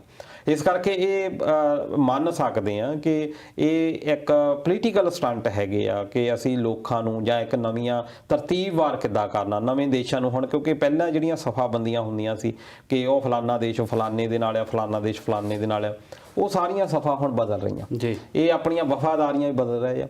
ਪਹਿਲਾਂ ਬਹੁਤ ਜਿਹੜੀ ਵਫਾਦਾਰੀ ਸੀ ਪਾਕਿਸਤਾਨ ਦੇ ਨਾਲ ਸੀ ਅਮਰੀਕਾ ਦੀ, ਹੁਣ ਜਿਹੜੀ ਵਫਾਦਾਰੀ ਆ ਉਹ ਇੰਡੀਆ ਦੇ ਵੱਲ ਨੂੰ ਕੋਸ਼ਿਸ਼ ਕੀਤੀ ਜਾ ਰਹੀ ਆ। ਉਹ ਇਸੇ ਇਦਾਂ ਦੇ ਅਵਾਰਡਸ ਦੇ ਨਾਲ ਹੀ ਹੋ ਰਿਹਾ ਜੀ। ਬਿਲਕੁਲ। ਤੇ ਦਲਜੀਤ ਜੀ, ਜੇ ਕਿਸਾਨਾਂ ਦੀ ਗੱਲ ਕਰੀਏ ਤੇ ਅੱਜ 23 ਦਸੰਬਰ ਨੂੰ ਕਿਸਾਨ ਦਿਹਾੜਾ ਮਨਾਇਆ ਜਾਂਦਾ, ਪਰ ਕਿਸਾਨ ਜਿਹੜੇ ਕਿਸਾਨ ਆਗੂ ਉਹਨਾਂ ਨੇ ਕਿਹਾ ਕਿ ਜਿਹੜਾ ਦੇਸ਼ ਦਾ ਕਿਸਾਨ ਹੈ ਉਹਦੀ ਹਾਲਤ ਸਾਰਿਆਂ ਨੂੰ ਪਤਾ ਆ ਕਿ ਉਹ ਜਿਹੜਾ ਦੇਸ਼ ਦਾ ਕਿਸਾਨ ਸੜਕਾਂ ਤੇ ਬੈਠ ਕੇ ਆਪਣੇ ਹੱਕਾਂ ਦੀ ਲੜਾਈ ਲੜ ਰਿਹਾ ਇਸ ਵੇਲੇ। ਤਾਂ ਕਰਕੇ ਇਸ ਵਾਰੀ ਜਿਹੜਾ ਕਿਸਾਨ ਦਿਹਾੜਾ ਆ ਉਹ ਇੱਕ ਵੱਖਰੇ ਤਰੀਕੇ ਨਾਲ ਮਨਾਇਆ ਜਾਊਗਾ। ਇਸ ਕਰਕੇ ਉਹਨਾਂ ਨੇ ਦੇਸ਼ ਵਿਦੇਸ਼ ਜਿਹੜੇ ਲੋਕੀ ਬੈਠੇ ਆ ਜਿਹੜੇ ਇਸ ਸੰਘਰਸ਼ ਦਾ ਸਮਰਥਨ ਕਰਦੇ ਆ, ਉਹਨਾਂ ਨੂੰ ਸੱਦਾ ਦਿੱਤਾ ਕਿ ਉਹ ਜਿਹੜੇ ਦੁਪਹਿਰ ਦਾ ਖਾਣਾ ਛੱਡਣ ਤੇ ਜਿਹੜੀ ਇਕਜੁੱਟਤਾ ਵਿਖਾਉਣ ਇਸ ਸੰਘਰਸ਼ ਨਾਲ। ਇਹਨੂੰ ਕਿੱਦਾਂ ਦੇਖਦੇ ਹੋ? ਕਿਸਾਨ ਦਿਵਸ ਚੌਧਰੀ ਚਰਨ ਸਿੰਘ ਦਾ ਅੱਜ ਜਨਮ ਦਿਨ ਆ ਜੀ 23 ਦਸੰਬਰ ਨੂੰ। ਇਹ 2001 ਦੇ ਵਿੱਚ ਘੋਸ਼ਣਾ ਕਰ ਦਿੱਤੀ ਗਈ ਸੀ ਕਿ ਉਹਨਾਂ ਦਾ ਜਿਹੜਾ 23 ਦਸੰਬਰ ਦਾ ਜਨਮ ਦਿਨ ਆ ਉਹਨੂੰ ਕਿਸਾਨ ਦਿਵਸ ਦੇ ਤੌਰ ਦੇ ਉੱਤੇ ਮਨਾਇਆ ਜਾਣਾ। ਜਿੱਦਾਂ ਨਹਿਰੂ ਸਾਹਿਬ ਦਾ ਜਨਮ ਦਿਨ ਹੁੰਦਾ ਆ 14 ਨਵੰਬਰ ਨੂੰ, ਉਦੋਂ ਨੂੰ ਬਾਲ ਦਿਵਸ ਦੇ ਤੌਰ ਦੇ ਉੱਤੇ ਉਹਨੂੰ ਮਨਾਇਆ ਜਾਂਦਾ। ਕੁਝ ਇਦਾਂ ਦੇ ਡੇਜ਼ ਜਿਹੜੇ ਆ ਰੱਖੇ ਗਏ ਜਿਸ ਤੋਂ ਬਾਅਦ ਉਹਨਾਂ ਨੂੰ ਮਨਾਇਆ ਜਾਂਦਾ ਜੀ। ਕਿਸਾਨ ਡੇ ਇਹਨਾਂ ਦੇ ਜਨਮ ਦਿਨ ਨੂੰ ਕਿਉਂ ਰੱਖਿਆ ਗਿਆ? ਕਿਉਂਕਿ ਕਿਸਾਨ ਦੇ ਵਿੱਚ ਬਹੁਤ ਜ਼ਿਆਦਾ ਇਹਨਾਂ ਨੇ ਉਹਨਾਂ ਮੋਰਚਿਆਂ ਦੇ ਵਿੱਚ ਬਹੁਤ ਜ਼ਿਆਦਾ ਕੰਟਰੀਬਿਊਸ਼ਨ ਹੈਗੇ। ਖਾਸ ਤੌਰ ਤੇ ਜੇ ਬਹੁਤ ਸਾਰੀਆਂ ਕੰਟਰੀਬਿਊਸ਼ਨਸ ਇਹਨਾਂ ਦੀਆਂ ਹੈਗੀਆਂ ਕਿਸਾਨਾਂ ਦੇ ਲਈ, ਬਹੁਤ ਸਾਰਾ ਇਹਨਾਂ ਨੇ ਕੰਮ ਕੀਤਾ। ਈਵਨ ਕਿ ਇਹਨਾਂ ਨੇ ਇੱਕ ਕਿਸਾਨ ਟਰਸਟ ਵੀ ਰੱਖਿਆ ਜੀ। ਇਹਨਾਂ ਦੀ ਸਾਰੀ ਰਾਜਨੀਤੀ ਕਿਸਾਨਾਂ ਦੇ ਨਾਲ ਹੀ ਰਹੀ ਆ, ਭਾਵੇਂ ਕਿ ਮਹਾਤਮਾ ਗਾਂਧੀ ਨਾਲ ਆਜ਼ਾਦੀ ਵੇਲੇ ਬਹੁਤ ਇਹ ਰਹੇ ਆ। 1939 ਦੇ ਵਿੱਚ ਇੱਕ ਡੈਪਟ ਰਿਡਕਸ਼ਨ ਬਿੱਲ ਜਿਹੜਾ ਪਾਸ ਹੋਇਆ, ਜਿਹਦੇ ਵਿੱਚ ਕਿਉਂਕਿ ਉਦੋਂ ਜ਼ਗੀਰਦਾਰੀ ਪ੍ਰਬੰਧ ਸੀ। ਜ਼ਗੀਰਦਾਰ ਕੀ ਕਰਦੇ ਸੀ ਕਿ ਟੈਕਸ ਆਪਣਾ ਵੱਖਰਾ ਜਿਹੜਾ ਲੈਂਦੇ ਸੀ, ਉਹਨਾਂ ਦੀਆਂ ਜ਼ਮੀਨਾਂ ਹੁੰਦੀਆਂ ਸੀ ਉਹ ਸ਼ੋਸ਼ਣ ਕਰਦੇ ਸੀ ਕਿਸਾਨਾਂ ਨੂੰ। ਉਸ ਬਿੱਲ ਦੇ ਰਾਹੀਂ ਇਹਨਾਂ ਨੇ ਉਹ ਜਿਹੜੇ ਕਰਜ਼ਾਈ ਹੋਏ ਸੀ ਕਿਸਾਨ, ਉਹ ਕਰਜ਼ਾ ਮਾਫ ਕਰਾਇਆ ਸੀ। ਉਸ ਤੋਂ ਬਾਅਦ ਐਸੇ ਕਿਸਾਨ ਲੀਡਰ ਇਹ ਬਹੁਤ ਪਪੂਲਰ ਹੋਇਆ ਜੀ। ਤੇ ਫਿਰ ਇਹਨਾਂ ਨੂੰ 6 ਮਹੀਨੇ ਪ੍ਰਧਾਨ ਮੰਤਰੀ ਬਣਨ ਦਾ ਵੀ ਮੌਕਾ ਮਿਲਿਆ, ਜੁਲਾਈ 1979 ਤੋਂ ਲੈ ਕੇ ਜਨਵਰੀ 1980 ਤੱਕ।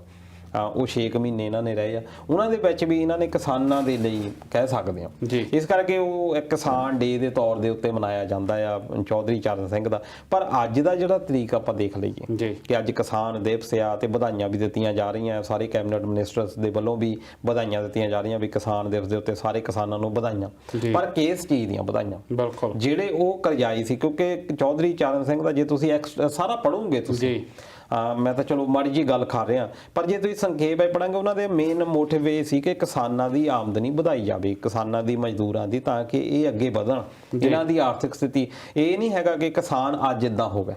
ਕਿਸਾਨਾਂ ਦੀ ਸ਼ੁਰੂ ਤੋਂ ਹੀ ਹਾਲਾਤ ਇਦਾਂ ਦੇ ਰੱਖੇ। ਜਿਹੜੀ ਮਰਜ਼ੀ ਗਵਰਨਮੈਂਟ, ਪਹਿਲਾਂ ਵੀ ਤੁਸੀਂ ਗੱਲ ਰਾਜੇ ਮਹਾਰਾਜਿਆਂ ਵੇਲਿਆਂ ਵੀ ਗੱਲ ਕਰ ਲਓ, ਕਿਉਂਕਿ ਸ਼ੁਰੂਆਤ ਜਿਹੜੀ ਆ ਜਿਹੜਾ ਆਪਾਂ ਰॉ ਮਟੀਰੀਅਲ ਕਹਿ ਦਿੰਦੇ ਆ ਉਹ ਖੇਤੀਬਾੜੀ ਤੋਂ ਜੀ। ਇਹਨੂੰ ਸਭ ਤੋਂ ਜ਼ਿਆਦਾ ਦਬਾਇਆ ਗਿਆ ਕਿ ਇਹਨੂੰ ਸਿਰਫ ਇੱਕ ਵਰਕਰ ਦੇ ਤੌਰ ਦੇ ਉੱਤੇ ਕਿ ਇਹਦਾ ਸ਼ੋਸ਼ਣ ਕਰੋ। ਇਹ ਜੇ ਜ਼ਿਆਦਾ ਉਪਲਬਧ ਹੋ ਗਿਆ ਜਾਂ ਇਹਦੇ ਕੋਲ ਜ਼ਿਆਦਾ ਇਕਨੋਮਿਕਲੀ ਸਟਰੋਂਗ ਹੋ ਗਿਆ, ਸਾਨੂੰ ਇਹ ਅੱਖਾਂ ਦਿਖਾ ਸਕਦਾ ਜੀ। ਇਸ ਕਰਕੇ ਇਹਨੂੰ ਇੱਕ ਵਰਕਰ ਦੇ ਤੌਰ ਦੇ ਉੱਤੇ ਹੁਣ ਤੱਕ ਯੂਜ਼ ਕੀਤਾ। ਪਰ ਚੌਧਰੀ ਚਰਨ ਸਿੰਘ ਉਹਨਾਂ ਨੇ ਕਿਹਾ ਵੀ ਇਹਨਾਂ ਦੀ ਇਨਕਮ ਜਿਹੜੀ ਵਧਾਈ ਜਾਵੇ ਤਾਂ ਕਿ ਇਹ ਵੀ ਇੱਕ ਆਪਣੀ ਲਾਈਫ ਜਿਹੜਾ ਆ ਸਟਾਈਲ ਆ ਉਹ ਵਧੀਆ ਕਰ ਸਕਣ ਜੀ। ਪਰ ਅੱਜ ਦੀਆਂ ਜਿਹੜੀਆਂ ਸਰਕਾਰਾਂ ਆ ਜਿਸ ਤਰੀਕੇ ਦੇ ਨਾਲ ਬਿੱਲ ਲੈ ਕੇ ਆਈਆਂ ਆ ਉਸ ਤੋਂ ਬਾਅਦ ਫੇਰ ਉਹੀ ਹਾਲਾਤ ਲੱਗਦੇ ਆ ਨਹੀਂ ਜੀ ਕਿਹਾ ਤਾਂ ਮੋਦੀ ਸਾਹਿਬ ਨੇ ਵੀ ਹੈ ਕਿ ਕਿਸਾਨਾਂ ਦੀ ਜਿਹੜੀ ਇਹ ਦੁੱਗਣੀ ਕਰ ਦੇਣੀ ਹੈ ਕਮਾਈ, ਇਦਾਂ ਨਾ ਕਹੋਗੇ ਉਹ ਚਾਹੁੰਦੇ ਨਹੀਂ ਭਲਾਈ। ਹਾਂ ਤੇ ਉਹ ਫਿਰ ਸਪੀਚ ਦੇ ਵਿੱਚ ਹੁੰਦਾ ਹਨ। ਇਦਾਂ ਤਾਂ ਹੁਣ ਇੰਦਰਾ ਗਾਂਧੀ ਉਹਨਾਂ ਨੇ ਵੀ ਕਿਹਾ ਸੀ ਵੀ ਗਰੀਬੀ ਹਟਾਓ ਜੀ, ਪਰ ਉਸ ਤੋਂ ਬਾਅਦ ਕੀ ਗਿਆ ਵੀ ਗਰੀਬੇ ਹਟਾ ਦਿੱਤੇ ਗਏ।